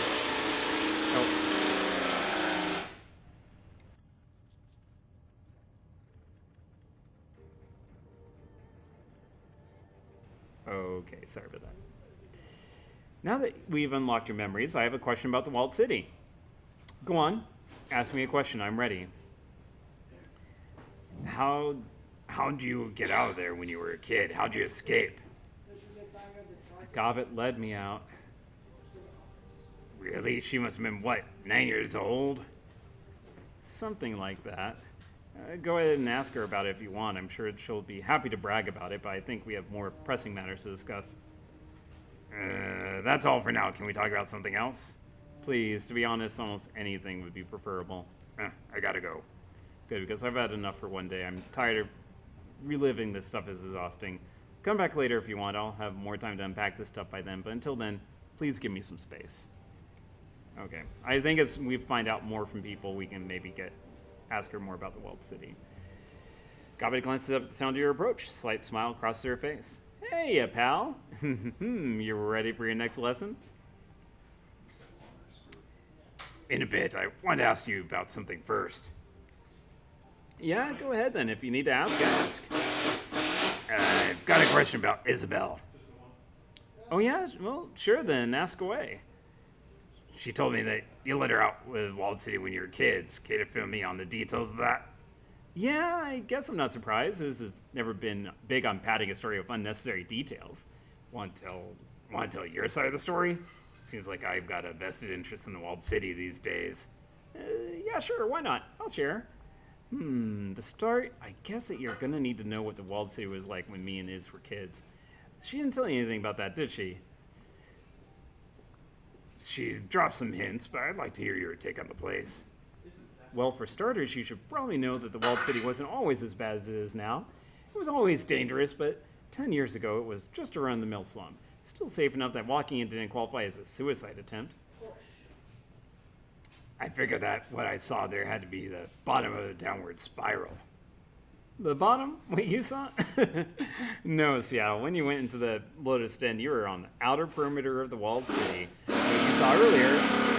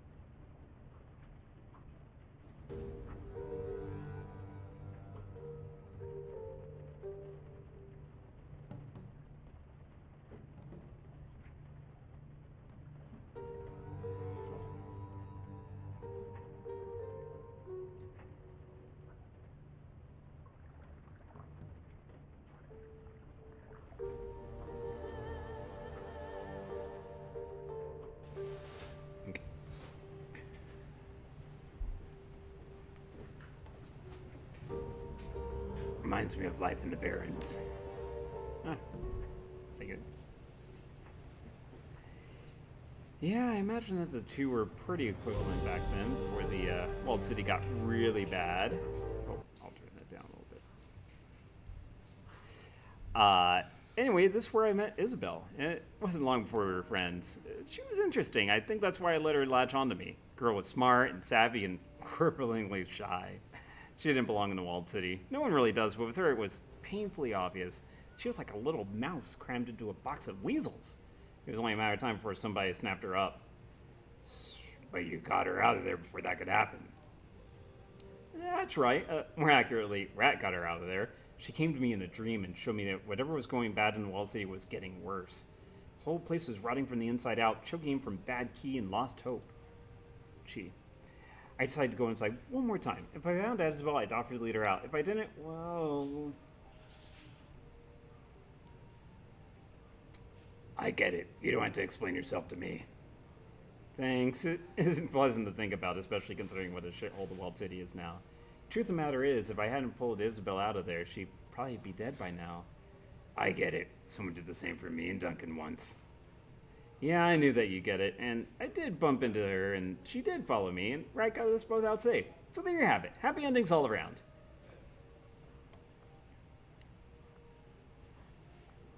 What about the other people who stayed behind? That other shaman you knew? I went bad. Crazy. That big shaman I knew wound up going full-on toxic. It was horrifying. He burned himself out in an orgy of blood. Nasty business, and not for me. Don't you regret not being able to save him? Regret? No, he was a shaman. He should have known what was coming. I was smart enough to get out when I could, and he wasn't. Bad luck for him, but that's what happens when you don't pay attention. What about Isabel's family? She said that they were still in the walled city. Why didn't you bring them with you? You think that I didn't want to? Look, it was going to be dangerous enough to get Isabel out on her own. Dragging a whole family out with her would have been impossible. Yeah, I get it. I would have done the same thing. Good. You would have been right to. Besides which, Isabel didn't want to bring her family. She wanted to get away from them as much as she did from the walled city. Never could get her to tell why. That's all. Let's talk about your lesson. Let's do it. Right, good. This is about people like Auntie Shang and why we need them. There won't be a Q&A session after this story, but I want you to listen up. It's important. Yeah, I get it. Go on. Alright, so here's the upfront lesson. Fixers are important. You can't just go to a Johnson yourself and get a job. Well, I mean, you can, but you shouldn't. It's a bad idea all around. You want to tell me why? Because Auntie Shang and people like her serve a purpose. You get a job from her, and you can trust she's vetted the client. That's important. It protects the whole team. You remember that lesson from last time? The one about the Sui and the shiny object? Yeah. Well, after the run was over, we went back to the sinking ship for some R&R. Sui had told us that the client would be sending a boat to collect the shiny object in the morning. All we had to do was keep the thing safe until the handoff. We're in a celebratory mood. We killed an evil wizard and stole a priceless artifact. A good night's work by anyone's standards. Honu and Negret got good and drunk in record time. Sui went back to his cabin with the shiny object to, I don't know, stare at it for a while or something. I retired to my cabin and crashed out. It had been a long night. I remember waking up to sounds, yelling maybe. I was groggy and they were far away. I couldn't quite make them out. Clock said 4:30 a.m. People were always partying on the raft, playing loud music, shooting off fireworks, that kind of thing. So loud noises early in the morning weren't unusual, but something felt off somehow. I used to get that every now and then in the Barrens. I learned to listen to it. Yeah, it's a lot like a panic attack, really. That full body certainty that something is wrong. I got up to investigate. If something was wrong, I wanted to know. And if it wasn't, I figured I might as well get in on the party. I stepped out into the hallway and my foot slipped. Came down hard, landed on my ass, and found myself sitting in a pool of blood. That's not good. No. No, it was pretty bad. So it was pretty obvious by this point that something had gone horribly wrong. My first thought was that the shiny object might have, I don't know, unleashed something. After what I saw it do in the warehouse, I wouldn't have been surprised. I shook that out pretty quick, though. I knew what this was. Our client was playing us. He'd hired us to steal the thing, and rather than paying us for the job, he'd send another team to take it away. Given what happened at the warehouse, I'd have assumed that the shiny object was to blame. Sure, I get that. It did some scary shit back in the warehouse, but it had also been sitting dormant for a long time before Sui and I stole it. Anyway, I got off and brushed myself off, and I beelined for Malvina's cabin. She was the closest thing that the sinking ship had to a leader and strongest rat shaman on the raft.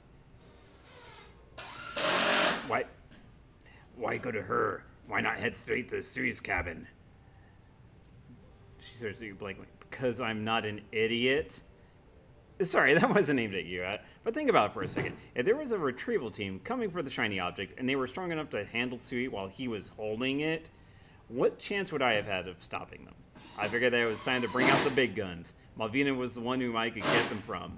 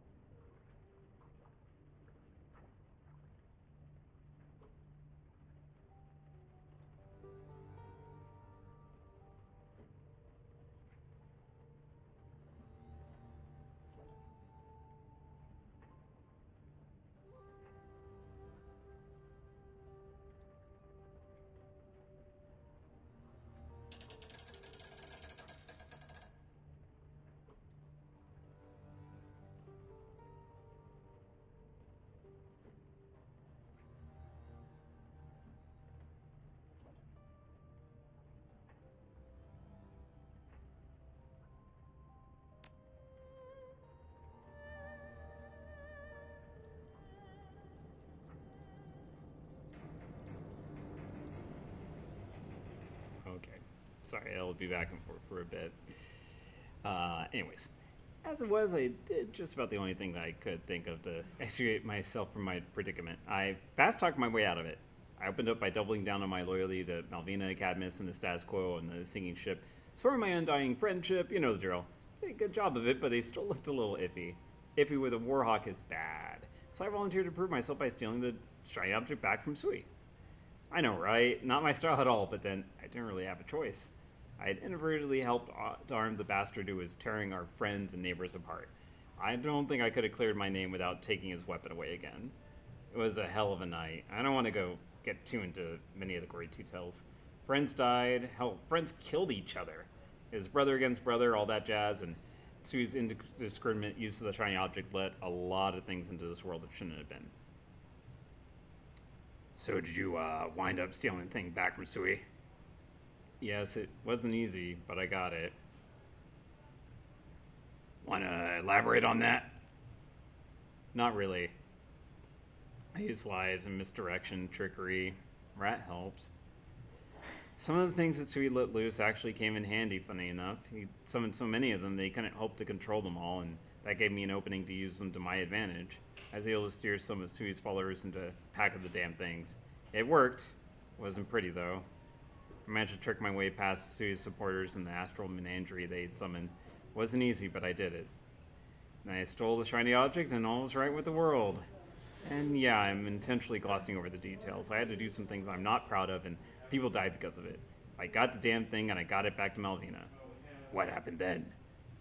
Long story short, Malvina put the shiny object to better use than Sui ever did. She took the thing like she'd grown up using it. We still lost dozens of people, but Suicide's lost more. Cadmus was critically injured, but he pulled through.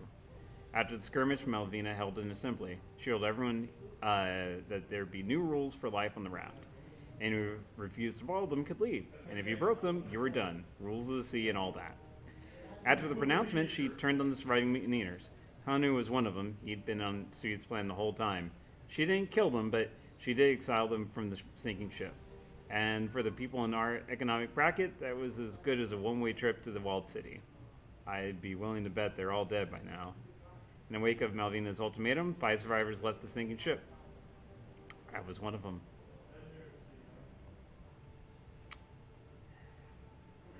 Yeah, I wouldn't have hung around either. Yeah, you know how it is. We may have washed the blood off the decks, but the energy of the sinking ship had changed. It wasn't the carefree haven that I'd loved anymore, and as sensible as Malvina's rules were, I wasn't up to living with them. I had to go. We parted on good but sad terms, and as you expected, we drifted apart over the years.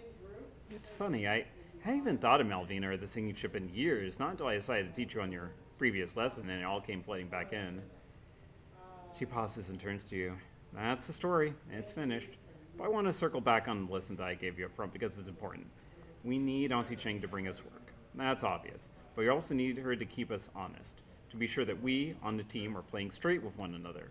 Auntie Cheng's reputation rides on the legitimacy of the jobs that she brings us. And that, more than anything, is why we need her. If we didn't have Auntie Cheng or someone like her, we'd eventually tear ourselves apart. It happened on the sinking ship, and it could happen again in Hoi. So anyway, that's the lesson. If you got any follow-up questions, go ahead and ask them. What'd Malvina do with the shiny object? Well, she first used it to get rid of the things that Sui had let loose. Then she put it away for safekeeping. It's probably still there on the sinking ship and ensconced in some shrine or other under the lock and key. At least she's keeping it safe. I'd have heard she ditched the thing, but in the end, that wasn't my choice to make.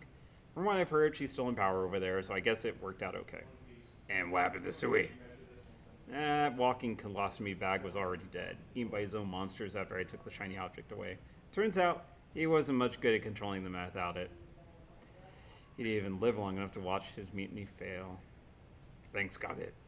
Sure, in Seattle, thanks for listening. These lessons are for your benefit, but I think they help me too. It's nice to be taken seriously every now and again.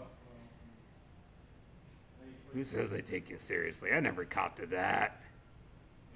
Yeah, say what you like. You keep coming back. I'll get a move on. I have Gobbit things to do. Yeah, I do like Gobbit. She is my favorite of the NPCs that you can take on your missions and stuff.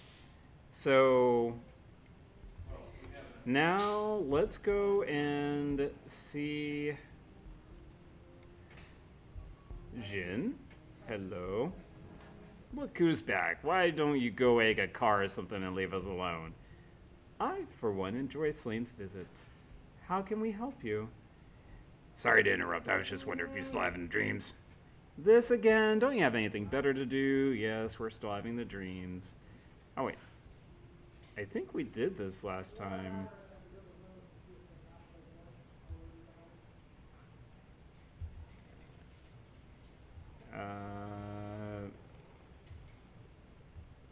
Yeah, I think for some reason we did this last time.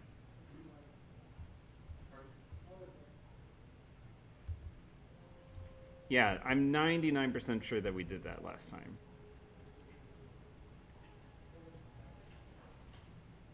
All right. Crafty, what you got for me? Oh, nothing new. Okay, that saves some time. Let's see your wares. All right, so I already got the best power bolt I can get. I could get lightning bolt, but that is 7 spell casting. Yikes. Oh gosh, 7 spell casting. All right, well I guess I need to up that a bit. Spell focus, fireball 2. I need to get 6 and intelligence 3. Wait a second. Intelligence? I thought this was willpower. Oh my gosh. Well.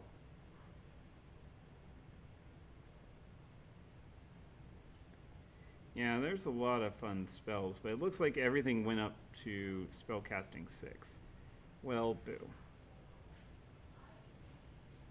And intelligence 3.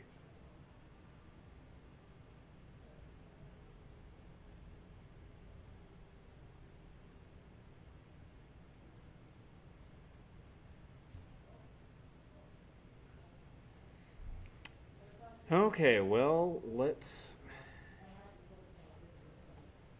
Golly, there are so many spells.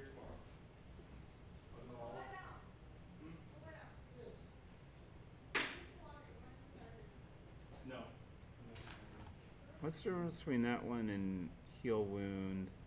Oh, it's a faster cooldown. Yeah, I think I'll buy... Well, actually, let me see. Is there heal wounds 3? I don't think it gets better than 2, but I think what I'm going to do is I'm going to save my money for now. Ooh, that is good. Ooh. Okay, that's all my money, though.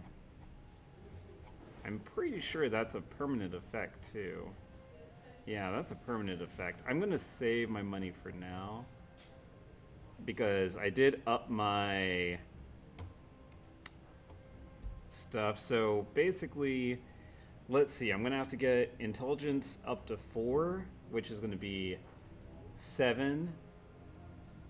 And then that's going to be a lot more stuff there. So I think I'm going to hold off on increasing much more willpower until I get my strength leveled out like I'd like. Because we have a really good ranged fighter in Koschei.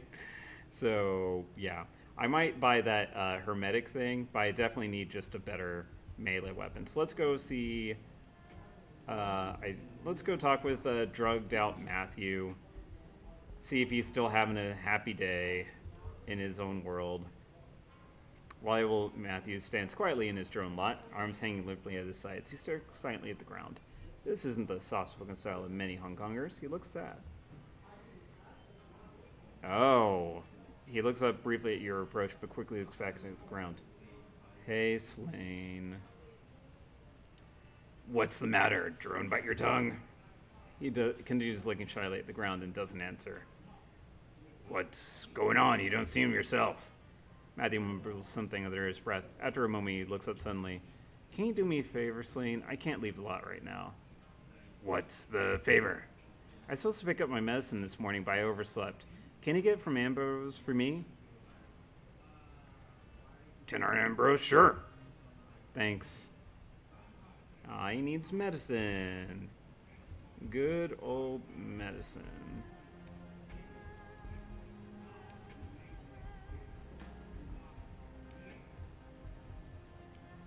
Alright, well, on the way, we'll talk to the law. Man needs his uppers, that's right. Tell me about Wampoa. Oh, okay. Well. I don't want to do the metadata yet. We'll go into all that a little bit later.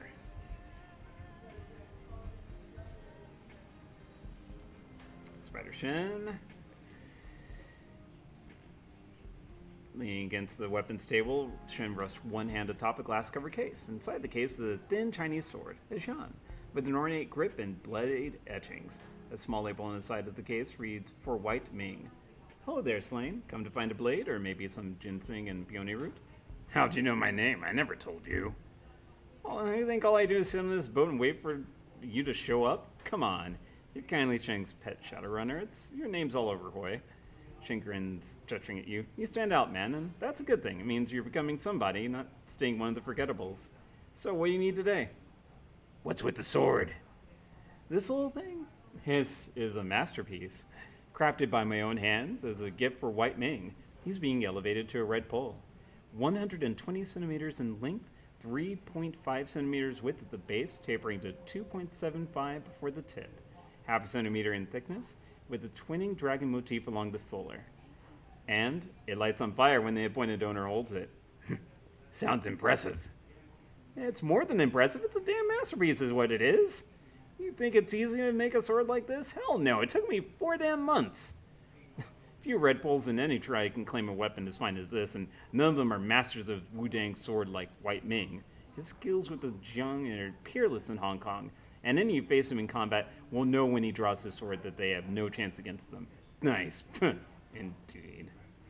What goes into making a sword like this?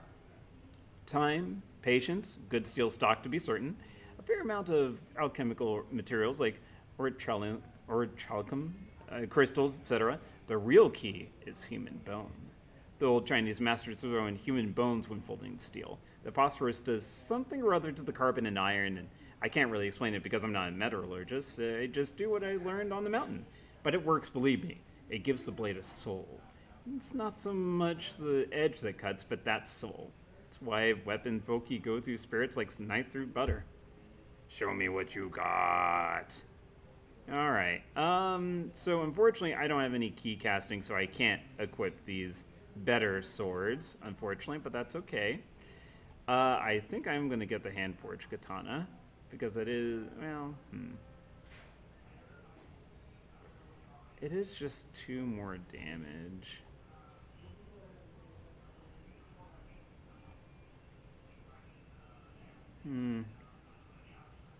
That would be 3, but will not do AP.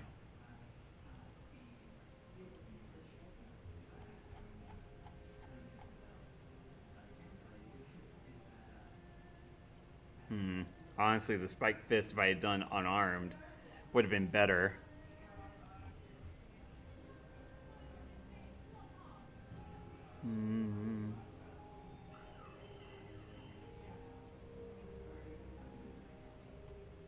I think I'll wait a bit before buying a weapon.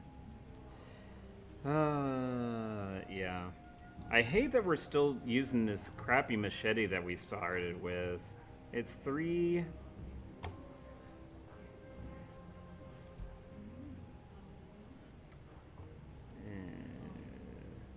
Yeah, I think I'll stick with that for now.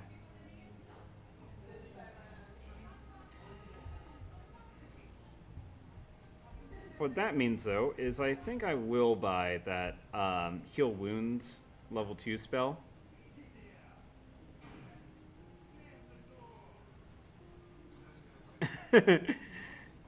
Only a little bit ago. Wasn't my reference. Alright, yeah, let's go ahead and get... Yeah, I don't... Yeah, so let's go ahead and get that heal level 2.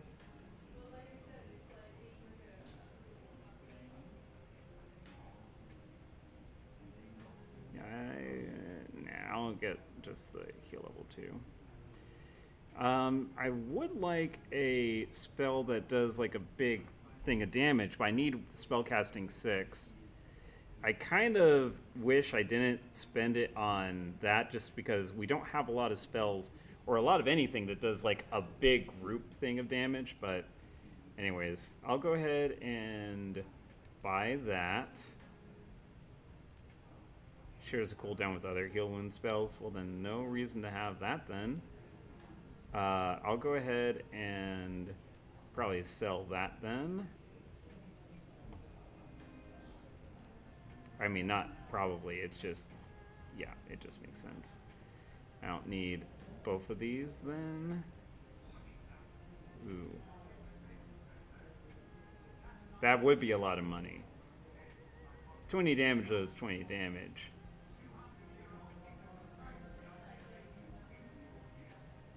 Okay, well, I won't do that yet. Thing is, if I don't take... If it's not going to be... I have a feeling that's actually a weapon that people can equip. And in that case, well, Isabel and them, I don't think they're that good at ranged combat. Yeah. Anyway, so we'll just go see our Club 88 folks. Go to Ambrose, get Matthew as uppers, and then we'll go on the next, or at least start the next run. And then I'm going to call it. The younger of the cafe sons mans his post at the club's front door. He's showing off his hulking arms to a couple of wan-looking girls from the docks. They're clearly self-interested fun and gets them inside with no cover charge. I know what you're thinking. Some perks, right? Distractions. And distractions can be dangerous. I couldn't agree more. Hey, all this stuff going around here, it's all just fluff anyway. You know that. I know you know that. You got the eyes. Doing what you do, you know what's what and what ain't. We're the same, you and me. People in here may look the part, but it's different with us. We're legit. We got that edge. Everyone else is just a poser. You fancy yourself a Shadowrunner? I want to be something. Shadowrunner, sure. I see you and your types rolled up, hard edge like you are. I could see myself doing that. But there's also the triads. Lots of guys get their start that way. Work their way up, some of them starting out as regular gangers. But I'd be looking to jump a few rungs right at the bat, of course, but considering who I am and who my ba is, I think my ba would be most proud if I followed in his footsteps. Join up with a pirate crew. Be a scourge of the open sea. I know it's in my blood. I just need to let it out. I just need to let it out. Have you done anything other than bouncing? It's not about what I've done. It's about what I can do. I've got potential, you see. I just need to prove it and show my ba that I can do what he used to do. This cushy life, it's not for me. I'm capable of so much more. Well, I won't ever see it, but I know my ba will understand. He's not meant for this life either. You know it. You've talked with him, right? You see him. You see it in him. He once a badass pirate, always a badass pirate. Gotta be the same with you, right? Can't ever see yourself going back to normal life. Shadowrunning is where it's at. I'll leave you be. And I agree.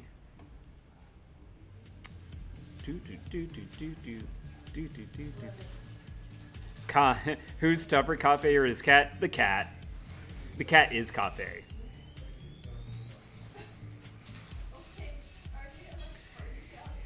Alright, El Duce. This tall, well-built human has been watching you since the moment you entered Club 88. Surreptitiously, of course, glances over his shoulder and the like, but you're certain he's been watching you, and he finally speaks as you draw near. I hear you're the one to talk about work in the shadows. Yeah, that's right. Nothing satisfaction is expression relaxing a bit. Good, because I've been looking for work here in Hong Kong, and I don't have my own team. Call me El Duce. I'm a street samurai. Good with shotguns, close combat, got a bit of medical know-how on top of that. My rates are reasonable, once it's a run against Shirawase. In that case, it's completely free. Why run for free against Shiawase? Because the sons of bitches killed my wife and stole my son. Anything to screw them over, I don't need to get paid for. Why take your son? Profit in biology. He's got the genes for the type O immune system. You know what that is? Oh, that's a universal donor designation, is it not? Duce nods. That's right. And it's not just blood either. If the company wants to produce Bioware on the cheap, they use sinless type O bodies as templates to grow the ware in. Human factories, basically. Sick stuff, but it's not like we can complain to anybody. Officially, we don't even exist. Let's talk about something else, okay? Okay. Have you been a Shadowrunner your whole life? Nope, originally I was in IT. Tech support. That's a hell of a jump to being a Shadowrunner. Yeah, well, having your wife gunned down and your kid stolen tends to focus your attention. Sounds like a bad action sim, doesn't it? Still, that's how it happened. One day, Chihuahua's getting a reckoning. You live here in Hoi? No, Chungkung Mansion's down the way, near Hong Kong. It's a real hellhole, but nothing like the walled city. Still, I come up here because this is where the work is. A lot of smugglers coming in and out, a lot of freelancers needed to solve problems. Gesturing towards the rest of the bar, Duce surveys the dingy interior with an uncritical eye. Places like this exist all over the world. Dives where cops won't come in except with riot gear, where people like us gather around and try to figure out how to make our next Nuyen. Find the right one, you can find any kind of work you want. See you later, Duce. You too, and keep safe, right? Alright, Henry, what you got? You catch Henry Cafe lost in reverie, staring at a wall plastered with photos. While most are assigned celebrity headshots, there are scattered among them more personal images from days long past. A lot of faces in this wall. A lot of strangers staring back at me. We're all strangers to somebody. This wall makes you think the more a person is in the spotlight, the more they're a stranger to everyone. We get the occasional Simpsons star athlete surrounded by an entourage of Muslim photographers. It's all for their image, you see. They want a stack of carefully staged photographs that seem like paparazzi shots and notorious underworld hideout in Arms Bazaar. If we were really all that, the HKPF would have bombed us by now. Club 88 is a neutral zone, and Ermine deals mostly in small arms. We clear the joint, let them stage things however they like, throw a few tattooed blue lanterns in the background. In exchange, we get a big stack of Nuyen and a glossy face in the wall to show how popular our club has become. Kindly locks all highway down for the visit. Those famed bunnies are safer here than they probably are in their penthouses. All my wife say I do, of course. She's got a good head on her shoulders. Callum's lucky he got her brains. I'm afraid Frederick digs after his old man. But wasn't it you and first started running guns through here? Heard about that, did you? Loose lips. But yeah, I took a turn as a small-time smuggler. Less excitement than you might think. Never really made all that extra money doing it either. Had it been riskier, I never would have bothered, but our boat's engineer was a good friend of mine, and he was in on the deal. He could took away those crates in the engine room where only he knew where they existed.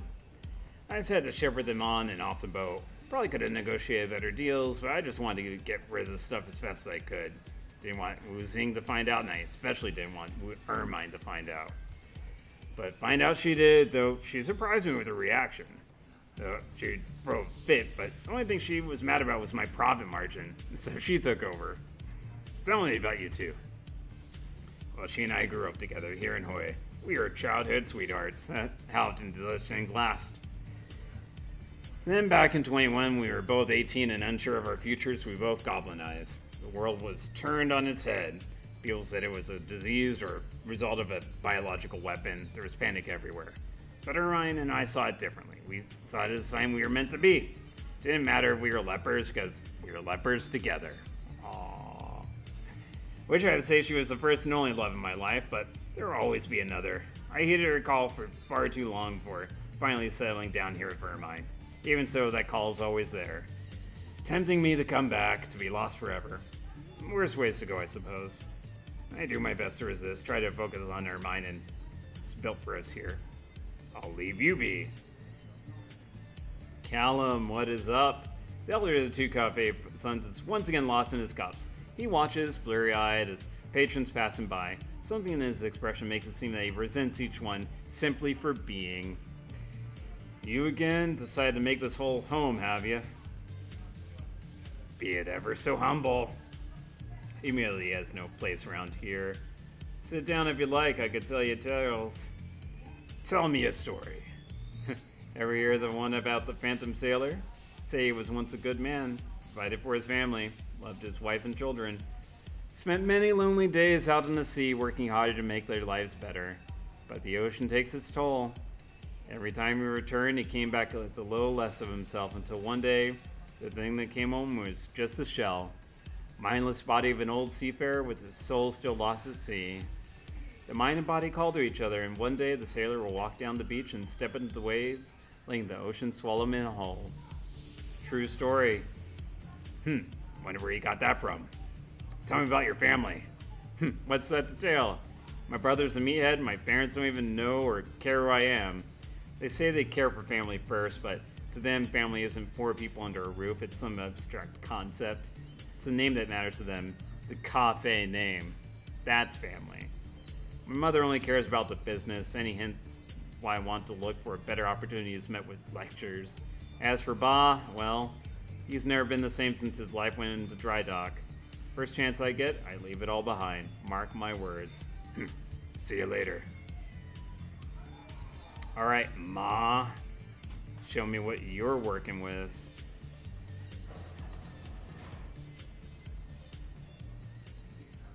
It feels as though Paul hangs over Club 88. There are fewer patrons on this dance floor and far more hushed conversations and raucous frivolity. Ermine scans the tooth and scout as if she could suss out the reason for the change.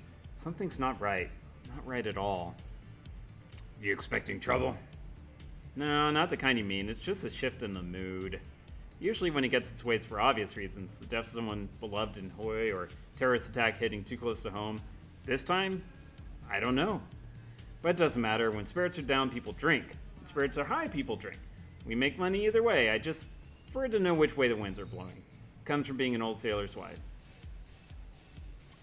You said you worked in the corporate sector? Oh, yeah. I was with Baihu for many years, but before the boys were born. Started as low as one can get, but I was always good with people, and I understood the politics better than most. Being a troll in the corporate world is hard. There's a lot of bigotry. However, I turned to my advantage in every way I could. People underestimated me. I used that in every way I could. Sometimes being able to project raw, contained power is very useful. Slowly, I climbed the ladder. Sometimes I wonder what might have been if Callum had come along when he did, but there's no changing the past. Are things with Callum better? No, he's become even more distant of late, more secretive. I saw him talking with someone the other day, the kind of person who doesn't belong in Hoi and shouldn't even be here. I don't know who they were or what they wanted, but Callum is clearly trying to hide it from me. I have a bad feeling. Same heavy feeling that hangs over this place. Something is very wrong. Something bad is coming from my son. I don't know if I can stop it. I'm sorry, I shouldn't worry with my business. Surely you have more, or shouldn't bother with my worries. Like, surely you have more important business. I don't care. I'm nosy. I'll see you later. Alright, then we go to Ambrose, get Matthew his uppers, and then start the next mission so that we'll be ready to go next stream. Chrome Alley, here we come. Alright, Ambrose. Amber's staring at a flat panel monitor on the wall. Local news channels zoomed in on an ultramodern aircraft carrier moored in Victoria Harbor. You following the IGN story? The Kinsai fighter wing from the Masamune did an honorable flyby at the executive council meeting today. They're rattling the sabers hard. Everybody's being courteous as hell, but nobody's blinking. The IGN, Masamune, what are you talking about? Imperial Japanese Navy. They're parked the carrier Masumune's battle group in Hong Kong for a visit. They're trying to intimidate the city. Nobody's having it, not even the Japan Corps. Looks like it's being driven by some sort of weird internal Japanese pissing match. Imperial militarists want to cow Hong Kong and bring it under the umbrella. However, almost every mega corp, including all the Japan Corps, want Hong Kong to remain independent. Tensions are high. Is there any chance that Japan will take over the Hong Kong Free Enterprise Zone? No way, not in a million years. This kind of rooster show goes down all the time. Worst that'll happen is a bunch more posturing, like IGN has an accidental fire incident with a coastal boat.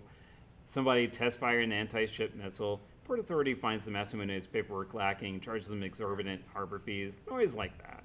They're a bunch of square-haired idiots with muscle cars revving at each other. Just stay out of the smuggler holes. IGN likes to go on sprees of blowing them up, just to show how well-protected HK would be under the yoke. Those honorary flyover fighters have live ordnance loaded. Ridiculous. Say what you will, though. That Kensei multi-role fighter is a sweet bird. Twin Mitsubishi double-aught Delta turbofan engines, ramjets, thrust vectoring, Generation 4 flight-by-wire. Hey, gorgeous. Do I have anything to worry about? Don't go in full of don't go into a bar full of drunk Japanese sailors with free San Francisco t-shirt on. This whole IGN drama is gonna go on like it always does. Japanese Navy will eventually realize no one's even paying attention. Then they're gonna blow steam off in a huff, maybe blow a few smugglers out of the water. Happens all the time. Politics, I can only talk about them so much. Let's move on. You came here as a runner and now you're a busted up doc. What happened? Hey, I'm not busted up, you insensitive jerk. I'm just economy size. Seriously, though, that's some heavy shit. I'll take a while to tell. Do you really want to know?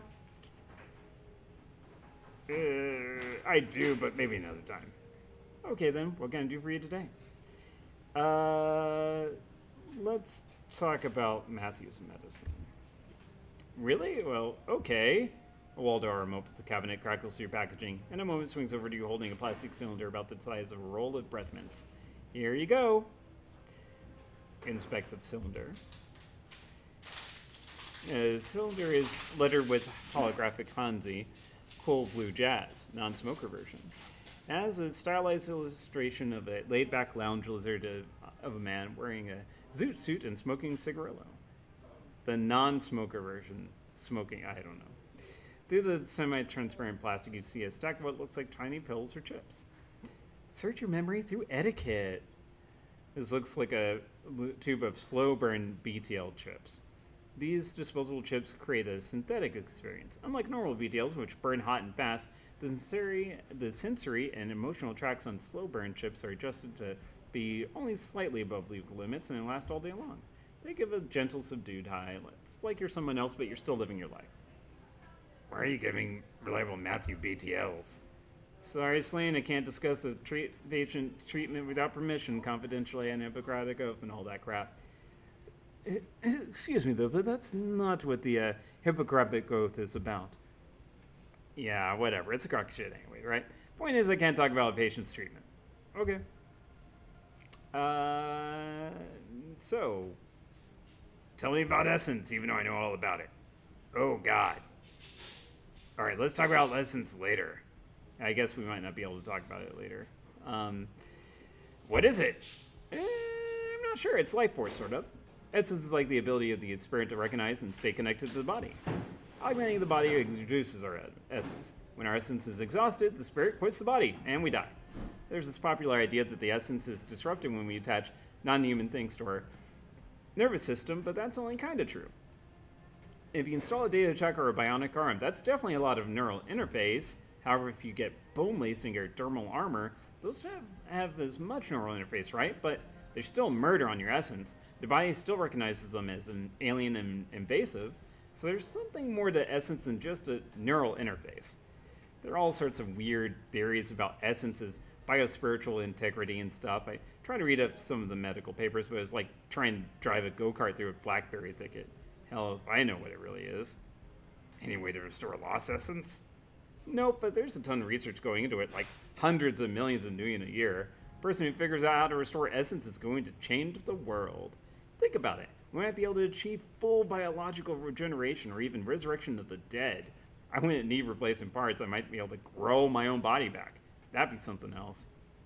Can I install cyber or below zero essence? No. You drop below zero essence, you die. Every hardcore street soldier asks that. Trust me, there's no way to do it. However, it seems people can cultivate the ability to carry a little more cyberware. Theorists think it's really just making the essence you got go further. As long as we're bullshitting, though, there's a lot of rumors about cyber zombies, corporate experiments into deep augmentation, going into negative essence. Hell, there's even some convincing evidence posted by runners that these experiments exist. No credible medical entry has ever recognized proof. If that tech is out there, it's light years beyond anything you'll find on the streets. Do I think the corps are doing the research? Of course, why not? But does it work? I got no idea. Why don't you get some cloned limbs? Those don't take essence. I got the ACHIS, as in ACHIS, acquired cybergenetic hyperimmunity syndrome. My body rejects all sorts of mods in biotech. My body now thinks the chrome is legitimate and everything else is an intruder. I've got a list of over 70 things I'm now allergic to, including bioimplants. So, no clone limbs for me. Kind of a bummer. No horseradish either. Or carrots. Or barbiturates. Man, I used to love horseradish. How is essence measured?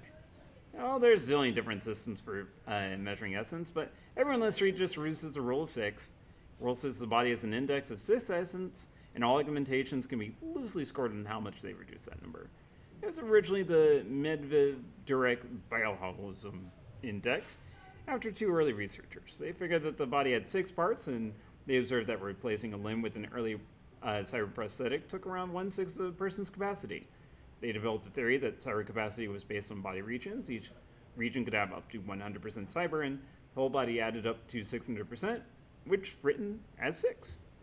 Turns out the whole theory was flawed, and body region doesn't matter much for essence cuts, but rule 6 was easy and intuitive, and it stuck, so we still use it.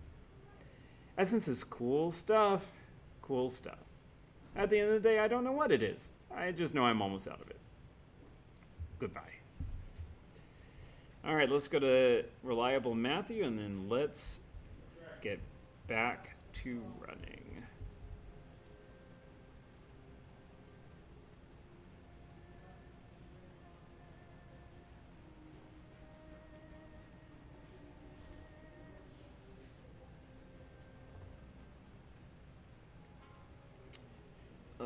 Hi, Slane. Did you get my meds?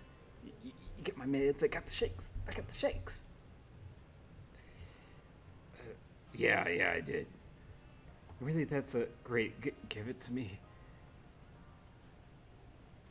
Nah. Yeah, I'll just give it. Here you go. Matthew hastily takes the cylinder from you. His hands shake as he dispenses a single chip from it. He pulls back his hair and slots the chip into a hidden data jack. He stands stock still, eyes closed. His eyelids flutter as a ripple moves through his body. His eyes snap open. He flashes you a vacant grin. Hey, beautiful. Boy, am I glad to be back. The day was a little dreary there for a while, but now I'm back and fighting shape. Pulls a fresh cigarette from his pocket, twists off the auto lighter tip with gusto. It ignites with a faint crack. Time to push some tin. You just slotted a synthetic personality? No, sirree, beautiful. This baby's authentic. Genuine authentic. Authentically awesome. Woo, wow, smell that fresh air. Feel that victory. Some lucky soul's gonna get a great deal on a drone today, Slane. All thanks to you. You know what? Let's just let him be. Rocket, Matthew. High five. Woot! Boom, boom. Ba-doo, bada, boom. Catch you later, hot stuff. Yeah, I think you can basically try to wean them off of it, but that's not my job.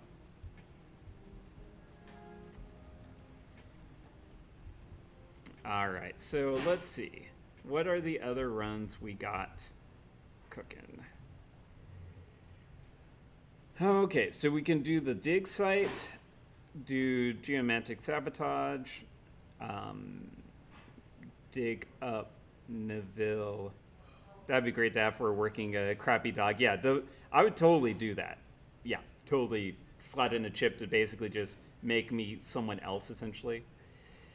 Oh, gosh. I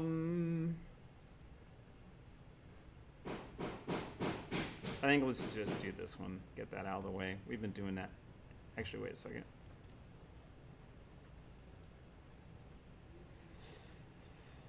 Which one was the one? Yeah, this is the one where the guy survived the crash. I think I want to do that one next, actually. The rest of them are interesting, but this is one that will be more interesting, especially if I bring a ghoul. It might auto-fail the mission, to be honest. But you know what? I'm okay with that. Yeah. And yeah. Okay, I'm ready. Oh yeah, I forgot. Isabel has her grenade launcher. That's a good group thing.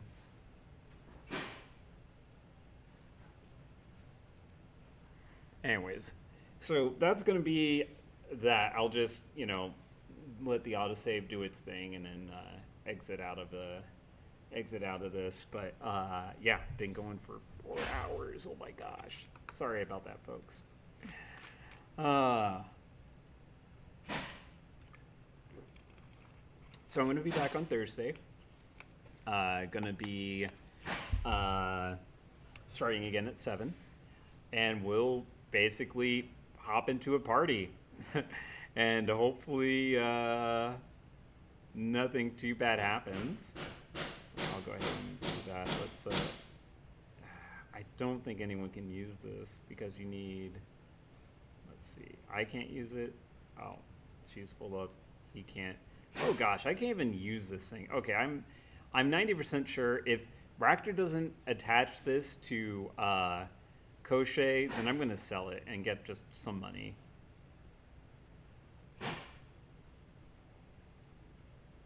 because Gaichu's blind. He can't fire anything, and I don't know how to use a weapon. I'm a mage. I'm a sword mage. Anyways. Let's go ahead and... Yep. Let the autosave do the thing that it does so well.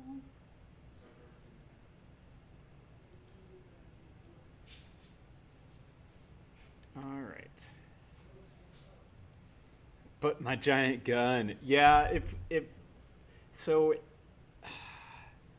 I guess I'll save it in case Duncan goes on a mission with us. I feel like Gaichu's really good at doing those crit hits, and he has those different stances that can do different stuff. Like, Duncan's just a gunner. Like, I can fire a gun really, really well.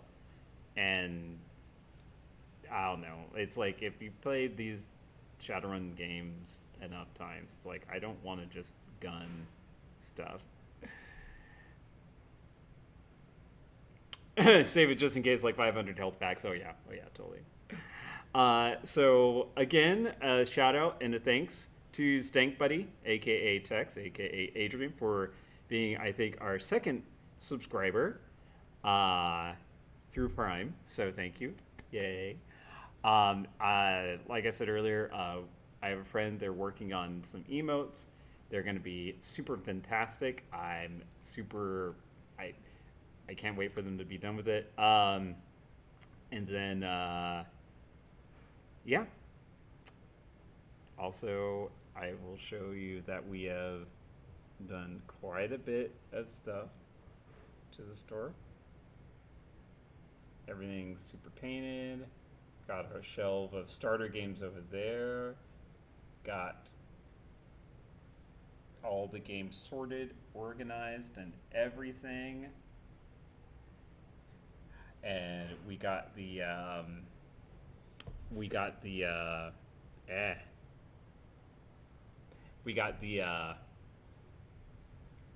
what is it called? Ovens and all that stuff plugged in and set up. So yeah, we're getting closer and closer. Oh, you got fireworks when you subscribed? Great. That's awesome. I'll have to try to see... Whoops. Oh, yeah.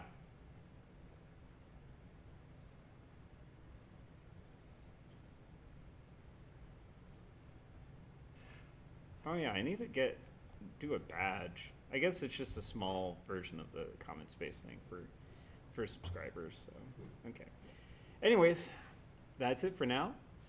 I hope you all had a fun time as we dived into a little bit more of the world of Shadowrunning and actually did like a loud run. Like, I think this is our actual first proper loud run. I mean, the very first thing, yeah, that was just a tutorial, but then the next one we had Gaichu. We did that completely peacefully. Nothing went wrong. And then we had the Isabel's run, which it could have gone bad, but we managed to do that completely peacefully too.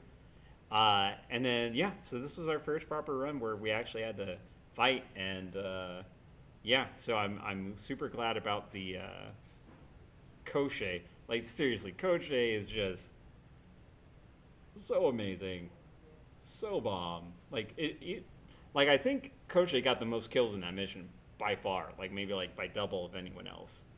Like it's just like, you dead, you dead, you dead. Like I really hope we can get the laser rifle on Koschei, because then it'd be like zzz, more death and destruction everywhere. All right, folks, y'all take care. Have a good night. See you Thursday. Bye-bye, Zels.